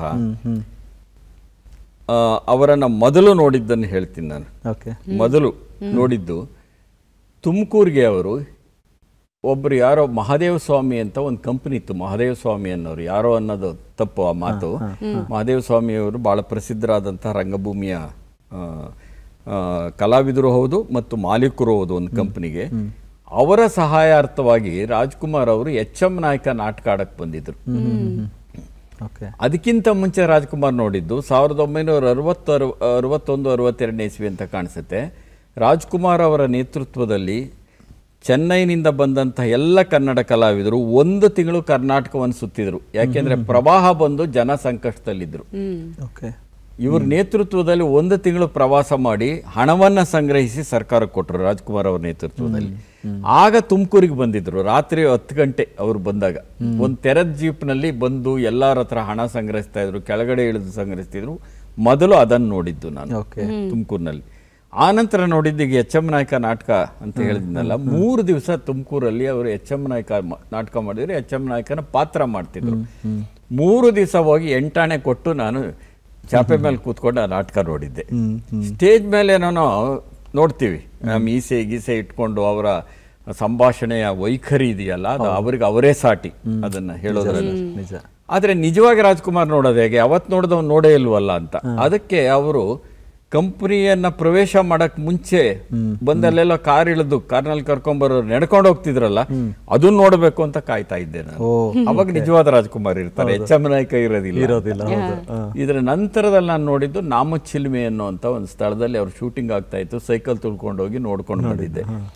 ಇಲ್ಲಿ ಕಾಲೇಜ್ ಅಧ್ಯಾಪಕ ಆದ್ಮೇಲೆ ಸಹ ನಾನು ರೈಲ್ವೆ ಪ್ಯಾರಲಲ್ ರೋಡಲ್ಲಿ ಒಂದು ಮನೆಯಲ್ಲಿ ಅವ್ರ ಶೂಟಿಂಗ್ ಆಗ್ತಾ ಇತ್ತು, ಅಲ್ಲಿ ನಡ್ಕೊಂಡು ಹೋಗ್ತಾ ಇದ್ದೆ. ನಾನು ಬೆಂಗಳೂರಿನಲ್ಲಿ ನಡೆದಿದ್ದೆ ಜಾಸ್ತಿ. ಹೌದಾ ಸರ್? ತುಂಬಾ ನಡೆದಿದ್ದೀನಿ. ನಾನು ಹೆಂಡತಿ ಮಕ್ಕಳನ್ನು ನಡೆಸಿದ್ದೀನಿ. ಹೌದೌದು, ಅದಕ್ಕೆ ಪಾಪ ಪ್ರಜ್ಞೆನೂ ಕಾಡಿಸ್ತಾ ಇದೆ ನನಗೆ, ಅದು ಬೇರೆ ವಿಷಯ. ನಡ್ಕೊಂಡು ಹೋಗ್ತಾ ಇದ್ದೆ, ಅಧ್ಯಾಪಕ ಆಗಿದ್ದೆ ಆಗ, ಅಲ್ಲಿ ಕಾಲೇಜ್ ಉಪನ್ಯಾಸಕ ನಾನು. ಅಲ್ಲಿ ಶೂಟಿಂಗ್ ಇದೆ ರಾಜ್ಕುಮಾರ್ದು ಅಂದ್ರೆ ಹೋಗಿ ಸುಮ್ಮನೆ ನಿಂತ್ಕೊಂಡೆ ಆ ಗುಂಪಿನಲ್ಲಿ. ಆವಾಗ ನೋಡಿದ್ದೆ. ಹೀಗೆ ದೂರದಿಂದ ನೋಡ್ತಾ ಇದ್ದಂಥವನು ಅವರ ಮೊದಲ ಪರಿಚಯ ಇದೆಯಲ್ಲ, ಮೊದಲ ಪರಿಚಯ ಅವ್ರಿಗೆ ಕರ್ನಾಟಕ ರತ್ನ ಪ್ರಶಸ್ತಿ ಬಂದಾಗ. ಆಗ ನಾನು ಕರ್ನಾಟಕ ಸಾಹಿತ್ಯ ಅಕಾಡೆಮಿ ಅಧ್ಯಕ್ಷ ಆಗಿದ್ದೆ. ಬಂಗಾರಪ್ಪನವರು ಮುಖ್ಯಮಂತ್ರಿಗಳು. ಅವ್ರಿಗೆ ಒಂದೇನಾದರೂ ಭಾರತ ರತ್ನ ಕೊಟ್ಟಾಗೆ ಕರ್ನಾಟಕದಲ್ಲಿ ಒಂದು ಪ್ರಶಸ್ತಿ ಕೊಡಬೇಕು, ಅಪರೂಪಕ್ಕೆ ಒಂದೊಂದು ಕೊಡಬೇಕು, ಪ್ರತಿ ವರ್ಷ ಅಲ್ಲ ಅಂತ ಹೇಳಿ ಒಂದು ಮೀಟಿಂಗ್ ಕರೆದ್ರು. ಆ ಮೀಟಿಂಗಲ್ಲಿ ನಾನು ಇದ್ದೆ. ಆಗ ಮೆತ್ತಿಗೆ ನಾನು ಹೇಳಿದೆ, ಸರ್ ಭಾರತ ರತ್ನ ಥರ ಅಂತಿರಲ್ಲ, ರತ್ನ ಅನ್ನೋದು ಕರ್ನಾಟಕ ಸೇರಿಸಿ ಹೆಂಗಿರುತ್ತೆ ಸರ್ ಅಂದೆ. ಅದು ಕರ್ನಾಟಕ ರತ್ನ ಆಯಿತು. ಈ ಥರ ಹೆಸರು ಹುಟ್ಟಿದ್ದು ಅದು. ಆಗ ಇಬ್ಬರಿಗೆ ಕೊಡಬೇಕು ಅಂತ ತೀರ್ಮಾನ ಆಯಿತು. ಒಂದು ರಾಜ್ಕುಮಾರ್ ಅವರಿಗೆ, ಇನ್ನೊಂದು ಕುವೆಂಪು ಅವರಿಗೆ. ರಾಜ್ಕುಮಾರ್ ಬಗ್ಗೆ ನಾನೇ ಬರೀಬೇಕು ಅಂತ, ಸಿ ಉದಯ್ ಶಂಕರ್ ಬರೀಬೇಕು ಪ್ರಶಸ್ತಿ ಪತ್ರವನ್ನ ಅಂತಿತ್ತು. ಅವ್ರನ್ನ ನಾನು, ವಿಜಯ ಶಾಸ್ತ್ರೂರ್ ಅಂತ ಒಬ್ರು ಪೊಲೀಸ್ ಆಫೀಸರ್ ಮತ್ತು ಲೇಖಕರು, ಅವ್ರಿಗೆ ಈ ಸಮಾರಂಭ ಜವಾಬ್ದಾರಿ ಕೊಟ್ಟಿದ್ರು. ಜನಾರ್ದನ ಹೋಟೆಲ್ ಇಳ್ಕೊಂಡಿದ್ರು ಉದಯ್ ಶಂಕರ್ ಹತ್ರ. ಕೇಳೋದಕ್ಕೆ ಹೋದ್ವಿ. ಅವ್ರದೇ ಬರ್ಗೂರವ್ರನ್ನ ಜೊತೆಯಲ್ಲಿ ಕರ್ಕೊಂಬಂದ್ಬಿಟ್ಟು ನೀವು ನನ್ನ ಹತ್ರ ಬರೆಸ್ತಿದ್ದೀರಲ್ಲ, ಅವ್ರಿಗೆ ಹೇಳಿ ಬರೀಲಿ, ನಾನು ಬ್ಯುಸಿ ಇದ್ದೀನಿ ಅಂದ್ರು. ನಾನು ಅವಾಗ ರಾಜ್ಕುಮಾರ್ ಅವರ ವಿಷಯ ಸಂಗ್ರಹ ಮಾಡಿ ಬೇರೆ ರೀತಿಲಿ ಬರೆದಿದ್ದೆ ಅದನ್ನ. ಆದ್ರೆ ರಾಜ್ಕುಮಾರ್ ಅವರು ಏನ್ ಹೇಳಿದ್ರು, ಕುವೆಂಪುಗೆ ಮೊದಲು ಕೊಟ್ರೆ ನಾನು ಸ್ವೀಕರಿಸ್ತೀನಿ ಅಂತ. ಎಂಥ ವ್ಯಕ್ತಿತ್ವ ಅಲ್ವಾ ಸರ್? ನನಗೆ ಬಹಳ ದೊಡ್ಡ ಮನುಷ್ಯ ಅಂತ ಅನಿಸ್ಬಿಡ್ತು. ಮೊದಲು ಕುವೆಂಪು ಅವ್ರಿಗೆ ಕೊಡಿ, ಆಮೇಲೆ ನಾನು ಸ್ವೀಕರಿಸ್ತೀನಿ ಅಂತ. ಸೊ ಕುವೆಂಪು ಅವ್ರಿಗೆ ಮೊದಲು ಕೊಟ್ಟು ಬಂದಿದ್ದಾಯ್ತು, ಆಮೇಲೆ ಇವರಿಗೆ ಕೊಟ್ಟಿದ್ದು. ಆ ಪ್ರಶಸ್ತಿ ಪತ್ರವನ್ನ ಓದಿ ಯಾರು ಇದನ್ನು ಬರೆದಿರೋರು ಅಂತ ಅವರಿಗೆ ಶುರುವಾಯಿತು. ಹೀಗೆ ನನ್ನ ಅವರ ಪರಿಚಯ ಅಂತ ಶುರುವಾಗಿದ್ದು. ಆದ್ರೆ ಆತ್ಮೀಯತೆ ಬೆಳೆದಿದ್ದಿದೆಯಲ್ಲ, ಆತ್ಮೀಯತೆ ಬೆಳೆದಿದ್ದು ಅವರು ಜನಮತ್ ಜೋಡಿ ಸಿನಿಮಾಕ್ಕೆ ನನ್ನನ್ನ ಆಹ್ವಾನಿಸಿದ್ರು. ಕಾರಣ ಇಷ್ಟೇ, ಅದು ಪನ್ನಾಲಾಲ್ ಪಟೇಲ್ ಅಂತ ಹೇಳಿ ಒಂದು ಗುಜರಾತಿ ಕಾದಂಬರಿ, ಅದು ಕನ್ನಡಕ್ಕೆ ಅನುವಾದ ಆಗಿತ್ತು. ಅದರಲ್ಲಿ ತುಂಬಾ ಗ್ರಾಮೀಣವಾದಂತಹ ಆಚರಣೆಗಳಿವೆ, ಅದರಲ್ಲಿ ಗ್ರಾಮೀಣವಾದಂತಹ ಕ್ರೀಡೆಗಳಿವೆ. ಬಟ್ ಅದನ್ನ ಕರ್ನಾಟಕಕ್ಕೆ ಅನ್ವಯಿಸೋದು ಹೇಗೆ? ಸೊ ನಾಗಾಭರಣ ಅವರು ಒಂದು ದಿವಸ ನಮ್ಮ ಮನೆಗೆ ಬಂದು, ಅಣ್ಣವ್ರು ಹೇಳ್ತಿದ್ದಾರೆ ನಿಮ್ಮನ್ನು ತೊಡಗಿಸ್ಕೋಬೇಕು ಅದಕ್ಕೆ ಅಂತ ಹೇಳ್ತಿದ್ದಾರೆ. ನಾನು ಆಗಲಿ ಅಂತ ಒಪ್ಪಿದೆ. ಆಮೇಲೆ ರಾಜ್ಕುಮಾರ್ ಅವರು ಹೇಳಿ ಕಳಿಸಿದ್ರು, ಹೋದೆ, ಅಲ್ಲಿ ಕೆಲಸ ಶುರು ಮಾಡಿದ್ವಿ. ಇಡೀ ಚಿತ್ರಕಥೆಯ ಚರ್ಚೆ ಇದೆಯಲ್ಲ ಇವತ್ತು, ಆ ಚಿತ್ರಕಥೆ ಅಷ್ಟು ಚೆನ್ನಾಗಿ ಮೂಡಿ ಬಂದಿರೋದಕ್ಕೆ ಒಬ್ಬರು ಕಾರಣ ಅಂತ ಹೇಳಲ್ಲ ನಾನು. ಆ ಚರ್ಚೆ ಇದೆಯಲ್ಲ, ನಾನು, ನಾಗಾಭರಣ ಅವರು, ಅದಕ್ಕಿಂತ ಮುಖ್ಯವಾಗಿ ರಾಜ್ಕುಮಾರ್ ಅವರು, ಅವ್ರ ತಮ್ಮ ವರದಪ್ಪನವರು, 4 ಜನ ಚರ್ಚೆ ಮಾಡಿದ್ದು ಕೂತ್ಕೊಂಡು ಪ್ರತಿದಿನ. ಅದರ ಫಲವಾಗಿ ಬಂದದ್ದನ್ನ ಸಂಭಾಷಣೆ ನಾನು ಬರಿಬೇಕು ಅಂತ ಆಯ್ತು. 3 ಹಾಡುಗಳನ್ನು ನಾನು ಬರೆದೆ. ಮಣಿಮಣಿ ಅನ್ನೋ ಹಾಡು ಬಹಳ ಪ್ರಸಿದ್ಧವಾಯ್ತು, ಅದು ನಾನೇ ಬರೆದಿದ್ದೆ. ಅಲ್ಲಿ ಅವ್ರಿಗೆ ನಾನು ಇಡ್ಸಕ್ ಶುರು ಆದೆ. ನಾನು ನನಗೆ ಅನಿಸಿದ್ದನ್ನು ಹೇಳ್ತಿದ್ದೆ, ತಪ್ಪು ತಿಳ್ಕೊಬೇಡಿ ಸರ್, ನನಗೆ ಈ ದೃಶ್ಯ ಚರ್ಚೆ ಆಗ್ತಿದೆಯಲ್ಲ, ಹೀಗಿದ್ರೆ ಚೆನ್ನಾಗಿರೋದಿಲ್ವಾ ಅಂತಿದ್ದೆ. ಸೊ ನನಗನ್ಸಿದ್ದು ಹೇಳ್ತೀನಿ, ಒಪ್ಪೋದು ಬಿಡೋದು ನಿಮ್ಮ ಜವಾಬ್ದಾರಿ ಅಂತ ಅಂತಿದ್ದೆ.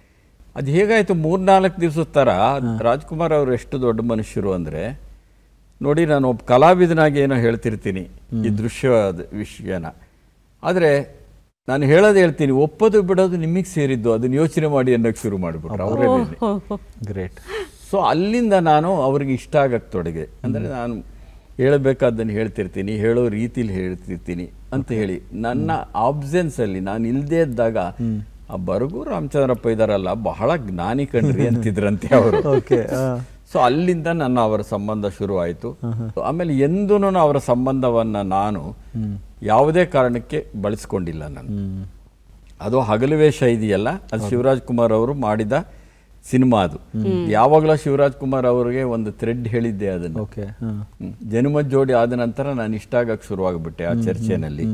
ಆ ನಂತರ ಕುರುಬನ ರಾಣಿ ಅನ್ನೋ ಸಿನಿಮಾಕ್ಕೆ ನಾನೇ ಸಂಭಾಷಣೆ ಬರೀಬೇಕು ಅಂದ್ರು, ಜೋಡಿ ಹಕ್ಕಿಗೆ ನಾನೇ ಬರೀಬೇಕು ಅಂತ ಅಂದ್ರು. ಆ ಶಿವರಾಜ್ ಕುಮಾರ್ಗೆ ಯಾವಾಗಲೂ 5 ನಿಮಿಷ ಹೇಳಿದಾಗ ಸರ್ ಇದನ್ನ ಮಾಡ್ಬಿಡೋಣ ಅಂತ ಅಂದ್ರು. ಅವ್ರ ಮನೇಲಿ ಏನ್ ಪದ್ಧತಿ ಇದೆ ಅಂದ್ರೆ, ಯಾವುದೇ ಕತೆ ಒಪ್ಪಿಗೆ ಆಗ್ಬೇಕಾದ್ರೆ ಮೊದಲು ವರದರಾಜು ಅವ್ರು ಒಪ್ಬೇಕು, ಆನಂತರ ಫುಲ್ ಸ್ಕ್ರಿಪ್ಟ್ ರೆಡಿ ಆದ್ಮೇಲೆ ಒಂದು ರೀಡಿಂಗ್ ಕೊಡಬೇಕು, ಆಮೇಲೆನೆ ಅವ್ರು ಡೇಟ್ ಕೊಡ್ತಿದ್ದಿದ್ದು. ನನಗೆ ಏನು ಮಾಡ್ಲಿಲ್ಲ, ಕೇಳಿರೋದು 10 ನಿಮಿಷ ಕತೆ ಅಷ್ಟೇನೆ. ಸಲೀಸಾಗೆ ಡೇಟ್ ಕೊಟ್ರು. ಶಿವರಾಜ್ ಕುಮಾರ್ ಅವರೇನೇ ಪ್ರೊಡ್ಯೂಸರ್ನ ಹುಡುಕಿದ್ರು, ಆ ಸಿನಿಮಾ ಮಾಡಿದ್ವಿ. ಇದು ನನಗೆ ಆ ಮನೆ ನನಗೆ ಕೊಟ್ಟ ಗೌರವ ಇದು. ಆಮೇಲೆ ರಾಜ್ಕುಮಾರ್ ಬಹಳ ದೊಡ್ಡ ಏನು ಕರಿಬೋದು ಅಂದರೆ ಅವರಲ್ಲೊಬ್ಬ ಮನುಷ್ಯತ್ವ ಇದೆಯಲ್ಲ, ಅದಿದ್ದ ವ್ಯಕ್ತಿ. ದೊಡ್ಡ ಕಲಾವಿದರು, ಅದರ ಬಗ್ಗೆ ಎರಡು ಅನುಮಾನವೇ ಇಲ್ಲ. ಇವತ್ತಿಗೂ ನಾವು ಜನುಮದ ಜೋಡಿ ಹಕ್ಕಿ ತಾವು ಹೇಳಿದ್ರಿ ಕುರುಬನ ರಾಣಿ ಎಲ್ಲಾ ಸಂಭಾಷಣೆಗಳು ನೋಡಿದಾಗ ನಮ್ಮಂತಹ ಸಿನಿ ಪ್ರಿಯರಿಗೆ ಇನ್ನೂ ಒಂದಷ್ಟು ಚಿತ್ರಗಳಿಗೆ ಸರ್ ಬರಿಬಹುದಾಗಿತ್ತಪ್ಪ. ಎಷ್ಟು ಅದ್ಭುತವಾದ ಸಂಭಾಷಣೆ, ಅರ್ಥಪೂರ್ಣ. ಅಂದ್ರೆ ನಮ್ಗದನ್ನ ಅದು ಗೊತ್ತಾಗ್ತಿತ್ತು ಅಂದ್ರೆ ಎಷ್ಟು ಅದ್ಭುತವಾದ ಸಂಭಾಷಣೆ. ಆಮೇಲೆ ನಿಮ್ಮ ಗುರುತು ಅಲ್ಲಿ ಗೊತ್ತಾಗ್ತಿತ್ತು, ಸರ್ ಬರೆದಿದ್ದಾರೆ ಅನ್ನುವಂತಹ ರೀತಿಯಲ್ಲಿ ಆಗಿರ್ಬೋದು. ಹಾಗೆ ಸರ್ ಕನ್ನಡ ಚಿತ್ರರಂಗ ಅಂತ ಬಂದಾಗ ಪ್ರಯೋಗಾತ್ಮಕ ಚಿತ್ರಗಳು, ಗಿನ್ನಿಸ್ ದಾಖಲೆ ಮಾಡಿದಂತಹ ಶಾಂತಿ ಚಿತ್ರದ ಬಗ್ಗೆ ಹೇಳ್ಬೇಕು. ಇಂಥ ಒಂದು ಅಂದರೆ ಗಿನ್ನಿಸ್ ದಾಖಲೆ ಬಹುಶಃ ನಿಮ್ಗೆ ಅದು ಆ ಕ್ಷಣಕ್ಕೆ ಇರಲಿಲ್ಲ ತಲೆಯಲ್ಲಿ, ಆದರೆ ಈ ರೀತಿ ಮಾಡಬೇಕು ಒಂದು ಪ್ರಯೋಗಾತ್ಮಕ ಚಿತ್ರ ಅನ್ನೋದ್ರ ಬಗ್ಗೆ ಹೇಳಿ ಸರ್. ಈ ಪ್ರಯೋಗ ಬೇರೆ ಬೇರೆ ರೀತಿ ಮಾಡಬೇಕು ಅನ್ನೋದಕ್ಕೂ ಒಂದು ಕಾರಣಗಳಿದ್ದು. ಈ ಸಾಹಿತ್ಯ ಕ್ಷೇತ್ರದಿಂದ ಸಿನಿಮಾಕ್ಕೆ ಬಂದವರ ಬಗ್ಗೆ ಇವನಿಗೆ ಸಿನಿಮಾ ಗೊತ್ತಿದೆಯಾ ಅಂತ ಅನುಮಾನ ಪಡೋರು ಕೆಲವರು ಇರ್ತಾರೆ. ಹೌದು ಹೌದು ಹೌದು ಸರ್. ಸಿನಿಮಾದವರು ಬರೆಯೋ ಸಾಹಿತ್ಯವನ್ನ ಸಾಹಿತ್ಯ ಅಲ್ಲ ಅಂತ ಹೇಳೋರು ಕೆಲವರು ಇರ್ತಾರೆ. ಆದ್ರೆ ಹಾಗೆ ಆಗ್ಬೇಕಾಗಿಲ್ಲ, ಪೂರ್ವಗ್ರಹಗಳು ಬೇಕಾಗಿಲ್ಲ. ಸೊ ನನಗೆ ಸಿನಿಮಾ ಭಾಷೆ ಗೊತ್ತಿದೆಯಾ ಬರಗೂರವ್ರಿಗೆ ಅಂತ ನಿಜ ಹೇಳ್ತಿದ್ದೀನಿ. ವ್ಯಾಪಾರಿ ಚಿತ್ರರಂಗದವ್ರು ಯಾರು ಕೇಳಿಲ್ಲ, ಬುದ್ಧಿವಂತರೇ ಈ ಥರದ್ದು ಕೇಳ್ತಾ ಇದ್ದಿದ್ದು. ಅಂದ್ರೆ ವ್ಯಾಪಾರಿ ಚಿತ್ರರಂಗದವರು ಬುದ್ಧಿವಂತರು ಅಲ್ಲ ಅಂತ ಅಲ್ಲ, ಅಥವಾ ಬುದ್ಧಿವಂತರು ಅನ್ನೋದಕ್ಕಿಂತ ಹೆಚ್ಚಾಗಿ ಬುದ್ಧಿಜೀವಿಗಳು ಅಂತ ಕರೆಯೋಣ. ಸೊ ಕೆಲವರಲ್ಲಿ ಈ ಥರದ ಪ್ರಶ್ನೆಗಳು. ಆವಾಗ ನನಗನ್ಸಿತ್ತು, ನನಗೆ ಸಿನಿಮಾ ಭಾಷೆ ಗೊತ್ತಿದೆ ಅನ್ನೋದಿದೆಯಲ್ಲ, ಅದನ್ನು ತೋರಿಸೋದು ಹೇಗೆ. ಮತ್ತೆ ನೋಡಿ, ಇಡೀ ನನ್ನ ಜೀವನದಲ್ಲಿ ಇದು ಕಾಡಿಸಿದೆ ಈ ಅಸ್ಮಿತೆಯ ಸಮಸ್ಯೆ, ಐಡೆಂಟಿಟಿ ಕ್ರೈಸಿಸ್. ಕರೆಕ್ಟ್, ಹೌದು. ಆಗ ನಾನು ಏನ್ ಮಾಡಿದೆ, ಕೋಟೆ ಅನ್ನೋಂಥ ಒಂದು ಸಿನಿಮಾ ಮಾಡಿದೆ. ಬರೀ ಹಾಡುಗಳ ಮುಖಾಂತರವೇ, ಅಲ್ಲಿ ಸಂಭಾಷಣೆ ಇಲ್ಲ. ಹೌದು. ಅದರಲ್ಲಿ ತಾರಾ ಅವರು ಮುಖ್ಯ ಪಾತ್ರ ಮಾಡಿ, ತಾರಾ ಅವರು ಅಭಿನಯಿಸಿದ ಮೊಟ್ಟ ಮೊದಲ ಪ್ರಯೋಗಾತ್ಮಕ ಚಿತ್ರ ಅದು. ಅವರು ಈಗಲೂ ಅವರು ಎಲ್ಲಾ ಕಡೆ ಹೇಳ್ತಿರ್ತಾರೆ, ಮೊದಲನೇದೇನೆ ಶೂಟಿಂಗ್ ತಲೆ ಮೇಲೆಲ್ಲ ಮಣ್ಣಾಕ್ಬಿಟ್ಟಿದ್ವಿ ಅವ್ರಿಗೆ, ಈಗಲೂ ಹೇಳ್ತಿರ್ತಾರೆ ಈ ತರ ಮಾಡಿದ್ರು ಬೇಟ್ರು ಅಂತ ಹೇಳಿಬಿಟ್ಟು. ಸೊ ಹಂಗೆ ಬರೀ ಹಾಡಿನ ಮುಖಾಂತರವೇ ಒಂದು ಸಿನಿಮಾ ನಿರೂಪಣೆ ಮಾಡೋದಿದೆಯಲ್ಲ, ಅದು ಹಿನ್ನೆಲೆಯಲ್ಲಿ ಹಾಡುಗಳು ಬರ್ತಿರ್ತವೆ, ಅದೇ ಕತೆ ಹೇಳ್ತಾ ಇರುತ್ತೆ. ಅದರಲ್ಲಿ ರಾಮಾಯಣದ ಕತೆ ಬರುತ್ತೆ. ಈ ಕಾಲದ ಸೀತೆ, ಆ ಕಾಲದ ಸೀತೆ, ಈ ಕಾಲದ ರಾವಣರು, ಆ ಕಾಲದ ರಾವಣರು, ಈ ತರ ಮಾಡಿದೆ. ಆಮೇಲೆ ಇನ್ನೂ ಒಂದು ಪ್ರಯೋಗ ಮಾಡಬೇಕು, ನನ್ನನ್ನು ನಾನು ಸಿನಿಮಾ ಭಾಷೆ ನನಗೆಷ್ಟು ಕರಗತವಾಗಿದೆ ಅಂತ ಹಿಂಗೆ ಅನಿಸ್ದಾಗ, ಒಂದು ಸಿನಿಮಾದಿಂದ ಇನ್ನೊಂದು ಸಿನಿಮಾಕ್ಕೆ ಒಂದೇ ರೀತಿಯ ವಸ್ತು ತಗೊಂಡಿಲ್ಲ, ಆದರೆ ಒಂದೇ ರೀತಿಯ ಆಶಯ ಇದೆ. ಹೌದು. ನನ್ನ ಸಾಮಾಜಿಕ ಪರವಾದ ಆಶಯವನ್ನು ನಾನು ಯಾವತ್ತೂ ಬಿಟ್ಕೊಡಿಲ್ಲ. ಯಾರಾದರೂ ಮೆಚ್ತಾರೋ ಬಿಡ್ತಾರೋ ಎರಡನೇ ಪ್ರಶ್ನೆ. ನನ್ನ ಸಾಮಾಜಿಕ ಪ್ರಜ್ಞೆ ಬಗ್ಗೆ ನಾನು ರಾಜಿ ಆದವನೇ ಅಲ್ಲ. ಇದು ಒಳ್ಳೆ ಕೃತಿ ಅಲ್ಲ ಅಂತ ಹೇಳಿದ್ರು ಪರವಾಗಿಲ್ಲ, ನಾನು ಅದನ್ನು ಬಿಟ್ಕೊಡಲ್ಲ ಅಂತಲೇ ಬದುಕಿದವನು ನಾನು. ಹೌದು. ಆಶಯ ಹಾಗೆ ಇರುತ್ತೆ, ಆದರೆ ವಸ್ತುವನ್ನು ಬದಲಾಯಿಸ್ತಾ ಇರ್ತೀವಿ ನಾವು. ಶಾಂತಿ ಅನ್ನೋದು ಪ್ರಪಂಚದಲ್ಲಿ ಶಾಂತಿ ಅಗತ್ಯ ಇದೆ. ಸೊ ಅದು ಉಗ್ರಗಾಮಿಗಳ ಸಮಸ್ಯೆ ತಗೊಂಡೆ. ಒಂದೇ ಪಾತ್ರ ಇಟ್ಕೊಂಡು ಯಾಕೆ ಮಾಡಬಾರ್ದು? ಅದು ಒಂದು ಚಿತ್ರಕಥೆ ರಚನೆ ಮಾಡೋದಕ್ಕೆ ಒಂದು ದೊಡ್ಡ ಸವಾಲಲ್ವಾ ಅದು? ಹೌದು. ಯಾವುದು ಪಾತ್ರಗಳು ಬರೋದಿಲ್ಲ, ಇಡೀ ಸಿನಿಮಾದಲ್ಲಿ ಒಂದೇ ಪಾತ್ರ. ಭಾವನಾ ಅವರು ಅದನ್ನ ಮಾಡಿದ್ರು. ನೀವು ಹೇಳಿದಾಗೆ ಆಗ ನಾನು ಅದು ಗಿನ್ನಿಸ್ ದಾಖಲೆ ಆಗುತ್ತೆ ಅದು ಇದು ಅಂತ ಗೊತ್ತಿರ್ಲಿಲ್ಲ. ನಿಜ ಹೇಳೋದ್ರೆ ನನಗೂ ಸಿನಿಮಾ ಗೊತ್ತಿದೆ ಅಂತ ತೋರಿಸ್ಬೇಕಾಗಿತ್ತು. ಅಷ್ಟೇ ಅಲ್ಲ ರೀ, ನನಗೂ ಸಿನಿಮಾ ಬರುತ್ತೆ ಆ ಥರ ಆಗಿತ್ತು. ಈಗ ಸೂರ್ಯ ಮೊಟ್ಟ ಮೊದಲ ಬಾರಿಗೆ ರೋಹಿಣಿ ಅಟ್ಟಂಗಡಿನ ಕನ್ನಡಕ್ಕೆ ಕರ್ತಂದವ್ ನಾನೇನೇನೆ. ಆಗ ಗಾಂಧಿ ಸಿನಿಮಾದಲ್ಲಿ ಕಸ್ತೂರ್ಬಾ ಪಾತ್ರ ಮಾಡಿಬಿಟ್ಟು ಅವ್ರು ಸಾಕಷ್ಟು ಪ್ರಸಿದ್ಧರಾಗಿದ್ರು. ಸೊ ಅಂಥ ಸಿನಿಮಾ ಅದು ಅಂತಾರಾಷ್ಟ್ರೀಯ ಚಿತ್ರೋತ್ಸವಗಳಿಗೆ ಆಗಲೇ ಹೋಗಿತ್ತು. ಆದರೂ ಈ ಥರದ್ದೊಂದು ಇರುತ್ತೆ ನಮ್ಮಲ್ಲಿ. ಎಲ್ಲೋ ಒಂದು ಕಡೆ ಈ ಗುಮಾನಿಗಳಿರುತ್ತವಲ್ಲ, ಈ ಗುಮಾನಿಗಳಿಗೆ ಉತ್ತರ ಕೊಡೋದಿದೆಯಲ್ಲ ಜೀವನದಲ್ಲಿ ಬಹಳ ಕಷ್ಟ.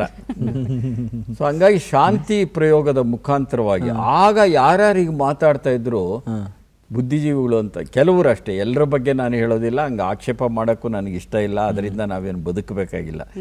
ನನಗೆ ಆ ವಿಷಯದಲ್ಲಿ ಇವತ್ತೂ ಕುವೆಂಪು ಥರದವರು ರಾಜ್ಕುಮಾರ್ ಅಂತವರೇ ನನಗೆ ಆದರ್ಶ. ಒಂದೇ ಪಾತ್ರವನ್ನು ಇಟ್ಕೊಂಡು ಸಿನಿಮಾ ಮಾಡಿ ಗಿನ್ನಿಸ್ ದಾಖಲೆಯನ್ನು ಮಾಡಿದಂಥವರು ಆ ಶಾಂತಿ ಬರೋ ಸಂದರ್ಭಕ್ಕೆ 3 ಜನ, ಅದರಲ್ಲಿ ಪ್ರಪಂಚದಲ್ಲಿ, ಅದರಲ್ಲಿ ನಾನು ಒಬ್ಬ ಅಷ್ಟೇನೆ. ಒಬ್ಬ ಹಳ್ಳಿ ಹುಡುಗ ಅಷ್ಟು ಮಾಡಿದೆ ಅನ್ನೋದೇ ನನಗೊಂದು ಹೆಮ್ಮೆ. ಸಿನಿಮಾಗೆ ಒಂದು ಬೇರೆ ಗ್ರಾಮರ್ ಅಂತ ಹೇಳ್ತಾರೆ, ಅಲ್ಲಿ ಒಂದು ಬೇರೆ ಗ್ರಾಮರ್ ಎರಡೂ ಇರುತ್ತೆ ಅಂತ ಹೇಳ್ತಾರೆ. ಆದ್ರೂ ನಮ್ಮ ಮೇಷ್ಟ್ರು ಏನಂದ್ರೆ ಕಾಲೇಜಲ್ಲಿ ಓದಬೇಕಾದ್ರೆ ಬದುಕು ಜಟಕಾ ಬಂಡಿ ಅನ್ನುವಂಥ ಸಿನಿಮಾ ಕೈ ಹಾಕ್ತಾರೆ.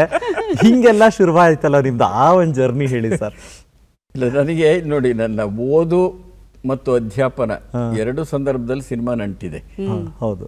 ನನಗೆ ನಿಜ ಹೇಳೋದಾದ್ರೆ ಸಿನಿಮಾ ನೋಡಿ ಬಂದ ತಕ್ಷಣವೇ ಹೇಗೆ ಅಂದರೆ ನಾನು ನನ್ನ ಎರಡನೇ ಅಣ್ಣ ಇದ್ದಾರೆ ಜಯರಾಮಯ್ಯ ಅಂತ. ಓಕೆ. ಈ ಕೋಲುಗಳು ಮಾಡ್ಕೊಂಡು ಖಡ್ಗ ಥರ ಮಾಡ್ಕೊಂಡು ಕತ್ತಿ ವರ್ಷ ಕಲಿತಾ ಇದ್ವಿ ನಾವು. ಓಕೆ. ಆಮೇಲೆ ಏನೋ ಒಂದು ಭ್ರಮೆಗಳು, ಪಾಪ ವಿಗ್ ಹಾಕೊಂಡು ಕೂದಲು ನಿಂಗೆ ಏನೇನೋ ಬಿಟ್ಕೊಂಡಿರ್ತಾರಲ್ಲ, ನಾವು ಹಂಗೆ ಬಿಟ್ಕೊಳ್ಳೋದು, ಈ ಥರದ ಭ್ರಮೆಗಳಲ್ಲಿ ಇದ್ವಿ ನಾವು. ಆದರೆ ನಿಜವಾಗಿ ನೀವು ಬದುಕು ಜಟಕಾ ಬಂಡಿ ಅಂತ ಹೇಳಿದ್ರಲ್ಲ, ಅದು 2ನೇ MA ಓದ್ತಾ ಇದ್ದ ಸಂದರ್ಭ. ನಾನು ಅಷ್ಟೊತ್ತಿಗಾಗಲೇ ನನಗೆ ಸಿನಿಮಾ ಬಗ್ಗೆ ಆಸಕ್ತಿ ಮೂಡಿತ್ತು. ಈ ಸಂದರ್ಭದಲ್ಲಿ ನಾನು ಜ್ಞಾಪಿಸ್ಕೊಳ್ಳೇಬೇಕು, ಒಂದು 3 ಜನ ಜ್ಞಾಪಿಸ್ಕೋಬೇಕು. ಒಬ್ಬರು KM ಶಂಕರಪ್ಪ ಅಂತ ಮಾಡಿದವರು, ಸಿನಿಮಾ ಮಾಡಿದವರು, ಅವರ ಪರಿಚಯ ಆಗಿತ್ತು. ಇನ್ನೊಬ್ಬರು N ಲಕ್ಷ್ಮೀನಾರಾಯಣ್. ಲಕ್ಷ್ಮೀನಾರಾಯಣ ಹೆಸರು ಗೊತ್ತು, ಉಯ್ಯಾಲೆ ಸಿನಿಮಾ ಮಾಡಿದಂಥವ್ರು, ಬೆಟ್ಟದ ಹೂವು, ಪುನೀತ್ ಅವರು ಸಿನಿಮಾ ಮಾಡಿದವರು, ಬಹಳ ದೊಡ್ಡ ನಿರ್ದೇಶಕರು. ಹೆಚ್ಚು ಸಿನಿಮಾ ಮಾಡಲಿಲ್ಲ, ಆದ್ರೂ ದೊಡ್ಡ ನಿರ್ದೇಶಕರು. ಆಮೇಲೆ ಸಿದ್ಧಲಿಂಗಯ್ಯನವರು, ಬಂಗಾರದ ಮನುಷ್ಯ ಇವೆಲ್ಲ ಮಾಡಿ ಸಿದ್ಧಲಿಂಗಯ್ಯ, ಇವರೆಲ್ಲ ನನಗೆ ಪರಿಚಯ ಆಗಿದ್ರು. ಅಷ್ಟೊತ್ತಿಗೆ ನಾನೇ ಪರಿಚಯ ಮಾಡೋಕೆ. ಸಿದ್ಧಲಿಂಗಯ್ಯನವರು ನನ್ನ ತಾಲೂಕಿಗೆ ಸೇರಿದವರು, KM ಶಂಕರಪ್ಪನವರು ನನ್ನ ಜಿಲ್ಲೆಗೆ ಸೇರಿದವರು. ಸೊ ಅವರು ಇಡೀ ಪೂನಾ ಫಿಲಮ್ ಇನ್ಸ್ಟಿಟ್ಯೂಟಲ್ಲಿ ನಿರ್ದೇಶನದಲ್ಲಿ ಒಂದು ಡಿಪ್ಲೊಮಾ ಮಾಡಿದ ಮೊಟ್ಟ ಮೊದಲ ಕನ್ನಡಿಗ ಶಂಕರಪ್ಪನವರು. ಸೊ ಇವರ ಸಂಪರ್ಕದಿಂದ ಒಂದಷ್ಟು ಸಿನಿಮಾ ಪುಸ್ತಕಗಳನ್ನ ಓದಕ್ಕೆ ಶುರು ಮಾಡಿದ್ದೆ ನಾನು. ಹಾಗಿದ್ದಾಗ ನನ್ನ ಸ್ನೇಹಿತ ಒಬ್ಬ 2ನೇ MA ಓದ್ತಿರ್ಬೇಕಾದ್ರೆ ಒಬ್ಬರು ಸಿನಿಮಾ ಮಾಡಬೇಕು ಅಂತಿದ್ದಾರೆ. ಆಗ ಸಬ್ಸಿಡಿ ಇರಲಿಲ್ಲ. ಯಾವುದಾದ್ರೂ ಸರ್ಕಾರ ಪರವಾಗಿರ್ತಕ್ಕಂಥ ವಸ್ತು ತೊಗೊಂಡು ಸಿನಿಮಾ ಮಾಡಿದರೆ ವಿಶೇಷ ಅನುದಾನ ಅಂತ ಕೊಡೋರು. ಅದಕ್ಕೊಂದು ಸ್ಕ್ರಿಪ್ಟ್ ಬರ್ಕೊಡ್ಬೇಕಲ್ಲ ಅಂತ ಹೇಳಿದ. ಅವನಿಗೆ ಗೊತ್ತಿತ್ತು ನನಗೆ ಸಿನಿಮಾ ಆಸಕ್ತಿ ಇದೆ ಅಂತ. ಆಗಲಿ ಅಂತ ಒಪ್ಕೊಂಡ್ಬಿಟ್ಟೆ. ನಾನು ಯಾವುದೋ ಒಂದು ಛತ್ರದಲ್ಲಿ ಇದ್ಕೊಂಡು ಓದ್ತಾ ಇದ್ದೆ. ನಾನು ಆ ಸಂದರ್ಭದಲ್ಲಿ ಸ್ವಂತ ಅಡಿಗೆ ಮಾಡಿಕೊಂಡು ಹುಡುಗರಿಗೆ ಪಾಠ ಮಾಡಿಕೊಂಡು ಓದ್ತಾ ಇದ್ದವನು. ಅವರು ತಗೊಂಡೋಗಿ ವುಡ್ಲ್ಯಾಂಡ್ಸ್ ಹೋಟ್ಲಲ್ಲಿ ನನಗೆ ರೂಮ್ ಮಾಡಿ ಕೊಟ್ಬಿಟ್ರು. ನನಗೆ ಅಲ್ಲಿ ಏನು ತಿಂಡಿ ಹೇಳ್ಬೇಕು ಅಂತಲೇ ಗೊತ್ತಾಗ್ತಿರ್ಲಿಲ್ಲ. ಆ ಸ್ಥಿತಿ. ದಿನ ಕಾರಲ್ಲಿ ಕರ್ಕೊಂಡ್ಬಂದು ಸೆಂಟ್ರಲ್ ಕಾಲೇಜಿಗೆ ಬಿಡೋರು, ಆಮೇಲೆ ಮುಗಿದ ಮೇಲೆ ವಾಪಸ್ ಕರ್ಕೊಂಡು ಹೋಗೋರು. ಒಂದು 20 ದಿನದಲ್ಲಿ ಒಂದು ಸ್ಕ್ರಿಪ್ಟ್ ರೆಡಿ ಮಾಡಿದೆ. ಅದೇನೆ ಬದುಕು ಜಟಕಾ ಬಂಡಿ ಅಂತ ಹೇಳಿ. ಅದು ಒಂದು 5 ದಿವಸ ಶೂಟಿಂಗ್ ಮಾಡಿದ್ರು ಅವರು, ರಾಜೇಶ್ ಅವ್ರನ್ನ ಹಾಕೊಂಡಿದ್ರು. ಆಮೇಲೆ ಅದು ಶೂಟಿಂಗ್ ನಿಂತೋಯ್ತು. ಹೀಗೆ ನನ್ನ ಸಿನಿಮಾ ಬರವಣಿಗೆ ಶುರುವಾಗಿದ್ದು ಈ ಥರದಲ್ಲಿ ಶುರುವಾಯಿತು. ಈ ಥರದಲ್ಲಿ. ಓಕೆ. ಆದರೆ ಅಧ್ಯಾಪಕ ಆಗಿದ್ದಾಗ ಸಿನಿಮಾ ಮಾಡೋಕ್ಕೆ ಶುರು ಮಾಡಿದ್ನಲ್ಲ, ಅದು ನಾನು ಯಾವತ್ತೂ ಅಧ್ಯಾಪಕ ವೃತ್ತಿಗೆ ಮೋಸ ಮಾಡಿಲ್ಲ. ಅದೊಂದನ್ನು ಹೇಳಲೇಬೇಕು. ನಾನು ಬೇಸಿಗೆ ರಜದಲ್ಲಿ ಮಾಡ್ತಾ ಇದ್ದೆ. ಅದು 3 ವರ್ಷಕ್ಕೋ ಯಾವಾಗಲೂ ಒಂದ್ಸರಿ. ಬೇಸಿಗೆ ರಜಾ ನಮ್ಗೆ 2.5 ತಿಂಗಳು ಇರ್ತಾ ಇತ್ತು. ಆಗ ಶೂಟಿಂಗ್ ಮಾಡ್ತಾ ಇದ್ದೆ. ಸಂಜೆ ಹೊತ್ತು ಯೂನಿವರ್ಸಿಟಿ ಎಲ್ಲ ಮುಗಿಸಿದ್ದಾದ್ಮೇಲೆ ಹೋಗಿ ಎಡಿಟಿಂಗು ಇತ್ಯಾದಿಗಳು ಮಾಡ್ತಿದ್ದೆ. ಒಂದು ದಿವಸ ನಾನು ತರಗತಿಯನ್ನು ತಪ್ಪಿಸ್ತವನಲ್ಲ. ನಾನೊಂದ್ಸರಿ VC ಗೆ ಒಂದು ಪತ್ರ ಬರ್ಕೊಟ್ಟಿದ್ದೆ. ಅವ್ರೇನೋ ವ್ಯಂಗ್ಯ ಮಾಡಿದ್ರು ಒಂದು ಮೀಟಿಂಗಲ್ಲಿ. ಒಬ್ಬ VC, ಅವರ ಹೆಸರುಗಳೆಲ್ಲ ಇಲ್ಲಿ ಬೇಡ, ಪ್ರಸ್ತಾಪ ಆಗಬಾರದು ಇಲ್ಲೆಲ್ಲ. ಅವ್ರಿಗೊಂದು ಪತ್ರ ಬರ್ಕೊಟ್ಟೆ. ಯಾವ್ದಾರೋ ಒಬ್ಬ ವಿದ್ಯಾರ್ಥಿ ಬರಗೂರವರು ತರಗತಿಯನ್ನ ಸರಿಯಾಗಿ ತೆಗೆದುಕೊಳ್ಳುತ್ತಿಲ್ಲ ಎಂದು ನಿಮಗೆ ದೂರು ಕೊಟ್ಟರೆ ಈ ಪತ್ರವನ್ನೇ ನನ್ನ ರಾಜೀನಾಮೆ ಎಂದು ಸ್ವೀಕರಿಸುವುದು ಅಂತ ಬರ್ಕೊಟ್ಟಿದ್ದೆ ನಾನು. ಯಾಕೆಂದ್ರೆ ಅಷ್ಟು ಧೈರ್ಯ ಆಯ್ತು. ಯಾವ ವಿದ್ಯಾರ್ಥಿನ ದೂರು ಕೊಡಲ್ಲ. ಒಂದು ನಾನು ಎಂದು ಕ್ಲಾಸ್ ತಪ್ಪಿಸ್ತವನಲ್ಲ. ಆದರೆ ನಾನು ಸ್ವಯಂ ನಿವೃತ್ತಿ ತಗೊಂಡ್ಮೇಲೆ ಹೆಚ್ಚು ಸಿನಿಮಾ ಮಾಡಕ್ಕೆ ಶುರು ಮಾಡಿದೆ. ನನಗೆ 4.5 ವರ್ಷ ಇನ್ನೂ ನನ್ನ ಅವಧಿ ಇತ್ತು. ಆಗಲೇ ತಗೊಂಡು ಸಿನಿಮಾ ಮಾಡಕ್ಕೆ ಶುರು ಮಾಡಿ. ಅಧ್ಯಾಪನ ವೃತ್ತಿಗೆ ಎಂದೂ ಮೋಸ ಮಾಡಿಲ್ಲ ನಾನು. ಹೀಗೆ ನಾನು ಸಿನಿಮಾಕ್ಕೆ ಬದುಕು ಜಟಕಾ ಬಂಡಿಯಿಂದ ಆ ಜಟಕಾ ಬಂಡಿಯಲ್ಲೇ ಓಡಾಡ್ತಾ ಇದ್ದೀವಿ. ಆದರೆ ಅಲ್ಲ ಸರ್, ನಾನು ಈ ಸಂದರ್ಭದಲ್ಲಿ ನಾನು ಇನ್ನೊಬ್ಬರನ್ನ ನೆನಪಿಸ್ಕೊಳ್ಳೇಬೇಕು. ಬದುಕಿನುದ್ದಕ್ಕೂ ಕೂಡ ಈ ಬದುಕು ಜಟಕಾ ಬಂಡಿ ಅಂತ ಹೇಳಿ ನಿಮ್ಮ ಜಟಕಾ ಬಂಡಿನ ಎಳ್ಕೊಂಡು ಬರಬೇಕಾದ್ರೆ ನೀವು ಇಷ್ಟಪಟ್ಟದ್ದೆಲ್ಲನೂ ಮಾಡೋದಕ್ಕೆ, ನೀವು ರಾಜರಾಗಿ ಮೆರೆಯೋದಕ್ಕೆ ನಿಮ್ಮ ಬದುಕಿನಲ್ಲಿ ಲಕ್ಷ್ಮಿ ಬಂದಿದ್ದು ಸರ್. ಬಹುಶಃ ಒಂದು ಕಡೆ ಅರ್ಧ ಸ್ಯಾಲ್ರಿ ಸಿನಿಮಾ ಮಾಡೋಕ್ಕೋಸ್ಕರ. ಈ ವಿಚಾರಗಳನ್ನು ಹೇಳಿ ಸರ್. ಇಲ್ಲ, ಅದೇ ಲಕ್ಷ್ಮಿ, ರಾಜಲಕ್ಷ್ಮಿ. Yes sir. ಬಹುಶಃ ಆ ವಿಷಯ ತಗೊಂಡ್ರೆ ನಾನು ಭಾವುಕನಾಗ್ತೀನಿ. Sorry sir. ಅದೇನಾಯಿತು ಅಂದರೆ, ನನ್ನ ಮೊದಲು ಸಿನಿಮಾ ಮಾಡೋದಕ್ಕೆ ಈಗ ಒಂದು ಊರಿನ ಕತೆ ಅಂತ ಹೇಳಿ ನಂದೇ ಕಾದಂಬರಿ. ಅದು ಒಬ್ಬರು ನಿರ್ಮಾಪಕರು ಬಂದರು, ನನ್ನ ಸ್ನೇಹಿತರೇ ಕರ್ಕೊಂಡ್ಬಂದರು. ಅವರು ಮಾಡೋಣ ಅಂದರು. ನನಗೇನಂದರೆ ನಮ್ಮೂರಲ್ಲೇ ಮಾಡಬೇಕು ಅದನ್ನು ಅಂತ. ನಮ್ಮೂರಲ್ಲೇ ಮಾಡಬೇಕು ಅನ್ನೋದು ಒಂದು ಆಸೆ. ಹೋಗಿ ಲೊಕೇಶನ್ ನೋಡ್ಕೊಂಡ್ಬಂದ್ವಿ. ಎಲ್ಲ ಆಯಿತು. ಡೇಟ್ ಇನ್ನೇನು ಈ ತಿಂಗಳು, ಡೇಟ್ ಅಲ್ಲ, ಇಂಥ ತಿಂಗಳು ಶುರು ಮಾಡ್ತೀವಿ ಅಂತ ಪತ್ರಿಕಾ ಪ್ರಕಟಣೆ ಕೊಟ್ವಿ. ಸೊ ಅಷ್ಟೆಲ್ಲ ಆದಮೇಲೆ ನಿರ್ಮಾಪಕರು ಹಿಂದಕ್ಕೆ ಸರಿದ್ಬಿಟ್ರು. ಅದೊಂದು ರೀತಿ ನನ್ನ ಗೌರವದ ಪ್ರಶ್ನೆ ಅಂತ ಅನ್ನಿಸ್ತು. ನಮ್ಮೂರಿಗೆ ಹೋಗಿ ಏನಪ್ಪ ಸಿನಿಮಾ ಮಾಡ್ತೀನಿ ಅಂತ ಬಂದ ಎಲ್ಲಿ ಮಾಡ್ದ ಅಂತ ನಗೆಪಾಟ್ಲಾಗೋದಿಲ್ವಾ? ಹೌದು ಹೌದು. ಸೊ ಅದರಿಂದ ಹೆಂಗೆ ಪಾರಾಗೋದು? ಅವ್ರು ಹಿಂದಕ್ಕೆ ಹೋದ್ರು. ಅವ್ರು ಎಷ್ಟರ ಮಟ್ಟಿಗೆ ಅಂದರೆ, ಸರ್ ಹೋಟ್ಲಲ್ಲಿ ರೂಮ್ ಮಾಡ್ತೀನಿ ಸರ್, ನೀವು ಸ್ಕ್ರಿಪ್ಟ್ ಮಾಡಿ ಸರ್ ಅಂದಿರಿ. ರೀ ಹೋಟ್ಲಿಗೆ ಯಾಕ್ರಿ ಖರ್ಚು ಮಾಡ್ತೀರಿ, ನಾನು ನನ್ನ ಮನೇಲಿ ಕೂತ್ಕೊಂಡು ಮಾಡ್ತೀನಿ ಅಂತ ಮನೇಲೆಲ್ಲ ಮಾಡಿದ್ದೆ. ಅದನ್ನು ಎಲ್ಲೂ ನಾನು ಒಂದು ಪೈಸೆ ಖರ್ಚು ಮಾಡಿಸಿರಲಿಲ್ಲ. ಈಗಲೂ ನಾನು ಹೋಟೆಲ್ಗೆ ಹೋಗಿ ಅಥವಾ ಎಲ್ಲೋ ಗೆಸ್ಟ್ ಹೌಸಲ್ಲಿ ಕೂತ್ಕೊಂಡು ಬರೋದು ಅಭ್ಯಾಸನೇ ಇಲ್ಲ. ನಾವು ಸಂತೆಯ ನಡುವೆ ಸಂತರಾಗಬೇಕು ಅಂತ ನಮ್ದು ನಾನು ಗೊತ್ತಾಯ್ತಲ್ಲ. ಸೊ ಹಂಗಾಗಿ ಮನೇಲೇ ಮಾಡೋದು. ಅವ್ರು ಹಿಂದಕ್ಕೆ ಸರಿದ ಮೇಲೆ ಸವಾಲಾಗ್ಬಿಡ್ತು ನನಗೆ, ಮರ್ಯಾದೆ ಹೊರಟೋಗ್ಬಿಡುತ್ತಲ್ಲ, ಹುಟ್ಟಿದೂರ್ನಲ್ಲಿ ಮರ್ಯಾದೆ ಹೋಗುತ್ತಲ್ಲ. ಆಗ ನನ್ನ ಶ್ರೀಮತಿ ಹೆಸರಲ್ಲಿ, ಆಗ ನನ್ನ ಮೊದಲನೇ ಮಗ ಹುಟ್ಟಿದ್ದ, ಅವನ ಹೆಸರು ಮೈತ್ರಿ ಅಂತ, ಮೈತ್ರಿ ಆರ್ಟ್ಸ್ ಅಂತ ಒಂದು ಸಂಸ್ಥೆ ಮಾಡಿ ನನ್ನ ಶ್ರೀಮತಿ ಹೆಸರಲ್ಲಿ ಸಾಲ ತಗೊಂಡು ಬ್ಯಾಂಕಲ್ಲಿ, ನಾನು ಕೆಲಸದಲ್ಲಿದ್ನಲ್ಲ, ನಾನು ಶೂರಿಟಿ ಕೊಟ್ಟು, ನನ್ನ ಸ್ಯಾಲ್ರಿ ಶೂರಿಟಿ ಕೊಟ್ಟು ಸಿನಿಮಾ ಮಾಡಿದ್ವಿ. ಸಿನಿಮಾ ಅವಾರ್ಡ್ ಬಂತು, ದುಡ್ಡು ಬರಲಿಲ್ಲ. ಆಮೇಲೆ ಬೇರೆ ಬೇರೆ ಕಾರಣಗಳಿಗಾಗಿನ ಸಬ್ಸಿಡಿ ಬರೋದು ಲೇಟ್ ಆಯಿತು. ಅದು ಸರ್ಕಾರದ ತಪ್ಪು ಅಷ್ಟೇ ಅಲ್ಲ, ನಮ್ಮ ತಪ್ಪು ಇತ್ತು. ಅದರಲ್ಲಿ ಕೆಲಸ ಮಾಡಿದಂಥ ಒಬ್ಬರು ಸಬ್ಸಿಡಿ ಫೈಲ್ ಸಬ್ಮಿಟ್ ಮಾಡೋದಿದೆಯಲ್ಲ, ಅದು ತುಂಬ ತಡ ಆಗಿಬಿಟ್ಟು ಒಂದು 3 ವರ್ಷ ಆದರೂ ನನಗೆ ಸಬ್ಸಿಡಿ ಬರೋಕ್ಕಾಗಲಿಲ್ಲ ನಿಜ ಹೇಳೋದಾದರೆ. ಆಗ ನನಗೆ ಸಹಾಯ ಮಾಡಿದವರು ವಿಜಯ ಸಾಸ್ನೂರವರು. ಅವರು ವಾರ್ತಾ ಇಲಾಖೆ ನಿರ್ದೇಶಕರಾಗಿದ್ದರು. ಅಷ್ಟರೊಳಗಡೆ ಬಡ್ಡಿ, ಚಕ್ರ ಬಡ್ಡಿ ಇವೆಲ್ಲ ಏರೋಕ್ಕೆ ಶುರುವಾಯಿತು. ಕಡೆಗೆ ಒಂದು ಬ್ಯಾಂಕಿಂದ ನನ್ನ ಸ್ಯಾಲ್ರಿ ಅಟ್ಯಾಚ್ಮೆಂಟ್ ಬಂತು. ನಾನು ಸ್ಯಾಲ್ರಿ ಅಟ್ಯಾಚ್ಮೆಂಟ್ ಬಂದಾಗ ಅರ್ಧಕ್ಕಿಂತ ಹೆಚ್ಚು ನನ್ನ ಸಂಬಳ ಸಾಲಕ್ಕೆ ಹೋಗೋಕ್ಕೆ ಶುರುವಾಯಿತು. 12 ವರ್ಷ ತೀರಿಸಿದ್ದೀನಿ. ಆದರೆ ಅಷ್ಟು ವರ್ಷ ಇವತ್ತು ಹೇಳ್ತಿದ್ದೀನಿ, ನನ್ನ ಪತ್ನಿ ಇಲ್ಲ, ನನ್ನ ಪತ್ನಿಗೆ ಹೇಳಲಿಲ್ಲ ಇದನ್ನು. ಹೌದಾ ಸರ್? ಹೌದೌದು. ಯಾಕೆಂದರೆ ಅವ್ರಿಗೆ ಘಾಸಿ ಆಗೋದು ಬೇಡ ಅಂತ. ಯಾಕೆಂದರೆ ಇದನ್ನು ಕೇಳಿದಾಗ ಏನನ್ಸುತ್ತೆ ಅವ್ರಿಗೆ ಅಂದರೆ, ಸಂಬಳ ಕಡಿಮೆ ಬರ್ತಿದೆ, ಅದರಲ್ಲಿ ಹೆಂಗೋ ಮ್ಯಾನೇಜ್ ಮಾಡ್ತಿದ್ದೆ, ನನ್ನ ಸ್ನೇಹಿತರು ಸಹಾಯ ಮಾಡ್ತಿದ್ರು, ಈ ಥರದ ಹೀಗೆ ಮ್ಯಾನೇಜ್ ಮಾಡಿಕೊಂಡು. ಆಮೇಲೆ ಯಾರೂ ಲಕ್ಸುರಿಯಸ್ ಆಗಿರಬೇಕು ಅಂದರೆ ಭಾಳ ವೈಭವಪೇತವಾಗಿರಬೇಕು ಅಂತ ನನ್ನ ಪತ್ನಿನೂ ಆಸೆ ಪಟ್ಟಿರಲಿಲ್ಲ, ನನ್ನ ಮಕ್ಕಳು ಆಸೆ ಪಟ್ಟಿರಲಿಲ್ಲ. ನಾವು ಹಾಸಿಗೆ ಇದ್ದಷ್ಟು ಕಾಲು ಚಾಚಿ ಅಂತ. ನಾವು ಮೊದಲು ಸಂಸಾರ ಶುರು ಮಾಡಿದಾಗ, ಸಿನಿಮಾ ಮಾಡಿದಾಗ ಬೇರೆ ಮನೆಯಲ್ಲಿ, ಸಂಸಾರ ಶುರು ಮಾಡಿದಾಗ ಒಂದು ಚಿಕ್ಕ ವಠಾರದಲ್ಲಿ ಇದ್ದಿದ್ದು, 5-6 ಮನೆಗಳಿರೋ ವಠಾರದಲ್ಲಿ. ಅಡುಗೆ ಮನೆ ಹೇಗಿತ್ತು ಅಂದರೆ, ನನ್ನ ಶ್ರೀಮತಿ ಒಳಗಡೆ ಇದ್ದರೆ ನಾನು ಹೊರಗಡೆ ಇರಬೇಕಾಗಿತ್ತು, ನಾನು ಒಳಗೆ ಹೋದರೆ ಅವರು ಹೊರಗಡೆ ಇರಬೇಕಾಗಿತ್ತು, ಅಷ್ಟೇ ಅಡುಗೆ ಮನೆ. ಸೊ ಇಂಥದ್ರಲ್ಲಿ ಬೆಳೆದು ಬಂದಿದ್ದರಿಂದ ಆಮೇಲೆ ನಾವು ಆ ಕಾಲದಲ್ಲಿ ಅಂತರ್ಜಾತೀಯ ವಿವಾಹ ಆಗಿದ್ವಿ. ನಮ್ಮ ವಿವಾಹದ ಖರ್ಚು 160 ರೂಪಾಯಿ ಅಷ್ಟೇನೆ. ಸೊ ನಾವು ಕಷ್ಟ ಅನುಭವಿಸೋಕ್ಕೆ ಸಿದ್ಧಾಗಿ ಬಂದಿದ್ವಿ, ಹೇಳಿರಲಿಲ್ಲ. ಇವತ್ತು ಆಕೆ ಬದುಕಿರುವಾಗ ನಾನು ಇದನ್ನು ಕಟ್ಟಿದೆ ಅಂತ ಹೇಳಿರಲಿಲ್ಲ. ನಮ್ಮ ಸ್ನೇಹಿತರಿಂದ ಗೊತ್ತಾಗಿರ್ಬೋದು, ಗೊತ್ತಾಗಿಯೂ ಆಕೆ ನಾನು ಕೇಳಿರಲಿಲ್ಲ. ಸೊ ಹೀಗೆ ಕಷ್ಟಪಟ್ವಿ. ಆಮೇಲೆ ಅನ್ನಿಸ್ತು, ನಾನು ಇಲ್ಲಿ ಇಷ್ಟೆಲ್ಲ ಕಷ್ಟಪಟ್ಟಿದ್ದೀನಿ ಒಂದು ಸಿನಿಮಾ ಮಾಡೋಕ್ಕೆ ಹೋಗಿ, ನಾನು ಮತ್ತೆ ಇಲ್ಲಿಯೇ ಗೆಲ್ಲಬೇಕು ಅಂತ. ಮಕ್ಕಳಿಗೆ ಪುಸ್ತಕಗಳೆಲ್ಲೋ ಒಂದು ಕಡೆ ಹೊರೆ ಆಗ್ತಾ ಇದೆಯಾ? ಆಮೇಲೆ ಆಗಿಂದಾಗೆ ಮತ್ತೆ ರಿವೈಸ್ ಮಾಡ್ತಾ ಇರೋದು, ಮತ್ತೆ ಬೇರೆ ಬೇರೆ ಬದಲಾವಣೆಗಳನ್ನು ತರ್ತಾ ಇರೋದು, ಒಂದು ಕಡೆ ಒಂದು ರಾಶಿ ಪುಸ್ತಕಗಳನ್ನು ಹೊತ್ಕೊಂಡು ಹೋಗೋದು, ಇನ್ನೊಂದು ಕಡೆ ಓದೋದಕ್ಕೆ ಒಂದೊಂದಷ್ಟು ಸಮಯಕ್ಕೇ ಬದಲಾವಣೆ ಅಂತ ಹೇಳಿದಾಗ ಅವ್ರ ಮೇಲೆ ಬೇರೆ ರೀತಿ ಒತ್ತಡಗಳು ಬೀಳ್ತಾ ಇದೆ. ಇದ್ರ ಒಂದು ನನಗೇನೋ ಹೊಳಿತು ಅಂತ ಮಕ್ಕಳನ್ನ ಪ್ರಯೋಗದ ಬಲಿಪಶುಗಳನ್ನು ಮಾಡಬಾರ್ದು. ನಾವು ಯಾವುದೇ ಒಂದು ಶಿಕ್ಷಣದ ನೀತಿ ತರಬೇಕಾದ್ರೆ ಅದಕ್ಕಿಂತ ಹಿಂದೆ ಇದ್ದ ಕೊರತೆಗಳನ್ನು ಮೊದಲು ಕಂಡುಹಿಡಿಬೇಕು. ಆ ಕೊರತೆಗಳನ್ನು ಭರ್ತಿ ಮಾಡಬೇಕು ನಾವು. ಅದೊಂದು ಪಠ್ಯ ಪುಸ್ತಕ ಆಗಿದ್ದಿರ್ಬೋದು, ಶಿಕ್ಷಣದ ನೀತಿ ಆಗಿರ್ಬೋದು, ಆ ರೀತಿ ಯೋಚಿಸ್ಬೇಕು.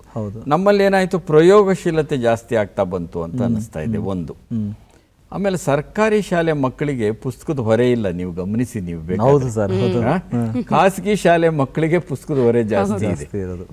ಸೊ ಇಲ್ಲೇನಾಗಿದೆ ಅಂದ್ರೆ, ಸಮಾನ ಶಾಲಾ ಶಿಕ್ಷಣ ನೀತಿ ಇದೆಯಲ್ಲ, ಅದು ನಮ್ಮ ದೇಶದಲ್ಲಿ ಇಲ್ಲ.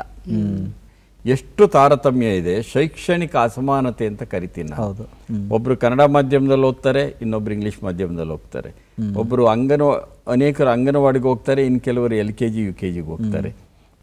ಖಾಸಗಿ ಶಾಲೆಗಳಿಗೆ ಹೋಗ್ತಾರೆ, ಸರ್ಕಾರಿ ಶಾಲೆಗಳಿಗೆ ಹೋಗ್ತಾರೆ, ರಾಜ್ಯ ಪಠ್ಯಕ್ರಮದ ಶಾಲೆಗಳಿಗೆ ಹೋಗ್ತಾರೆ, ಕೇಂದ್ರೀಯ ಪಠ್ಯಕ್ರಮದ ಶಾಲೆಗಳು ಹೋಗ್ತಾರೆ.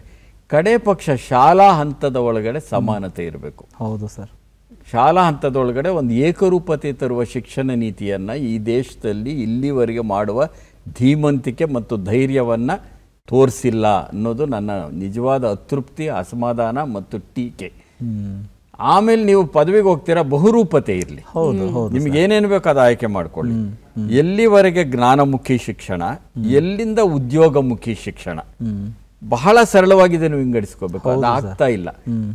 ಆಮೇಲೆ ಅನೇಕ ರೀತಿ ಹೊರೆ ಹಾಕೋದಿದೆಯಲ್ಲ, ಮಕ್ಕಳ ಮೇಲೆ ತುಂಬಾ ಹೊರೆ ಹಾಕೋದಿದೆಯಲ್ಲ, ಅದರಿಂದ ಬಹಳ ಬುದ್ಧಿವಂತರಾಗಿ ಬಿಡ್ತಾರೆ ಅಂತಂದ್ರೆ ಅನ್ಸಲ್ಲ.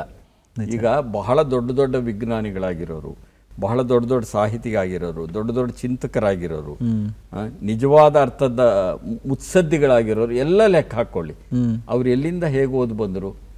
ನಿಜ, ಕಾಲಕ್ಕೆ ತಕ್ಕಂತೆ ಬದಲಾಗಬೇಕಾಗಿರುತ್ತೆ. ನಾವು ಹೊಸ ಹೊಸ ವಿಷಯ ಸೇರಿಸಿ ನೀವು, ಆದ್ರೆ ಹೊಸ ವಿಷಯ ಸೇರಿಸೋದ್ರಲ್ಲಿ ಅವ್ರ ತಲೆಗೂ ಭಾರ ಮಾಡಬೇಡಿ, ಮೈಗೂ ಭಾರ ಮಾಡಬೇಡಿ. ನೀವು ಮಕ್ಕಳನ್ನ ಆಹ್ಲಾದಕರವಾಗಿ ಕಲಿಯುವಂತ ಒಂದು ವಾತಾವರಣವನ್ನ ಮತ್ತು ಸಮಾನ ಶಾಲಾ ಶಿಕ್ಷಣ ನೀತಿಯೊಂದನ್ನು ಈ ರಾಜ್ಯದಲ್ಲಿ ತಂದರೆ ಆಗ ಪಠ್ಯಪುಸ್ತಕಗಳ ವಿಷಯದಲ್ಲೂ ಅದು ಬರುತ್ತೆ. ಹೌದು, ಆ ಥರದ ಪ್ರಯೋಗಗಳು ನಡೆದಿವೆ ನಮ್ಮಲ್ಲಿ. ಕೊಠಾರಿ ಆಯೋಗದಿಂದ ಹಿಡಿದು ಇಲ್ಲಿವರೆಗೆ ಪ್ರಯೋಗಗಳು ನಡೆದಿವೆ.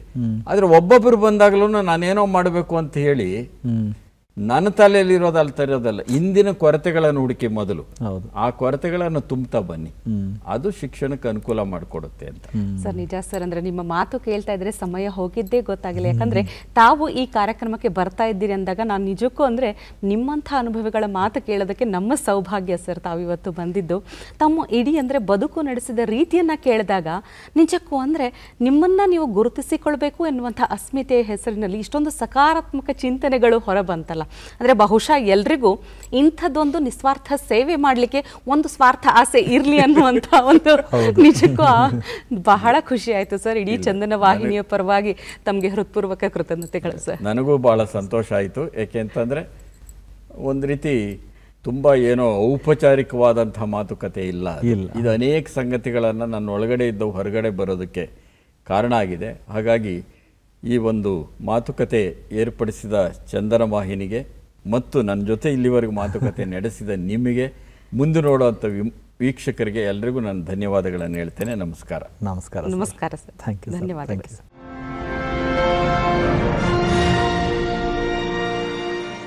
ಈ ಸಂಚಿಕೆ ಖಂಡಿತ ಸಾರ್ಥಕತೆ ಕೊಡ್ತಾ ಇದೆ ನಮಗೆ ಅಂತ ಕಾರ್ಯಕ್ರಮ ಮುಗಿಸೋಣ. ಮುಂದಿನ ಸಂಚಿಕೆಯಲ್ಲಿ ಮತ್ತೊಬ್ಬ ಸಾಧಕರ ಜೊತೆಗೆ ಭೇಟಿಯಾಗೋಣ. ಅಲ್ಲಿವರೆಗೂ ನಮಸ್ಕಾರ.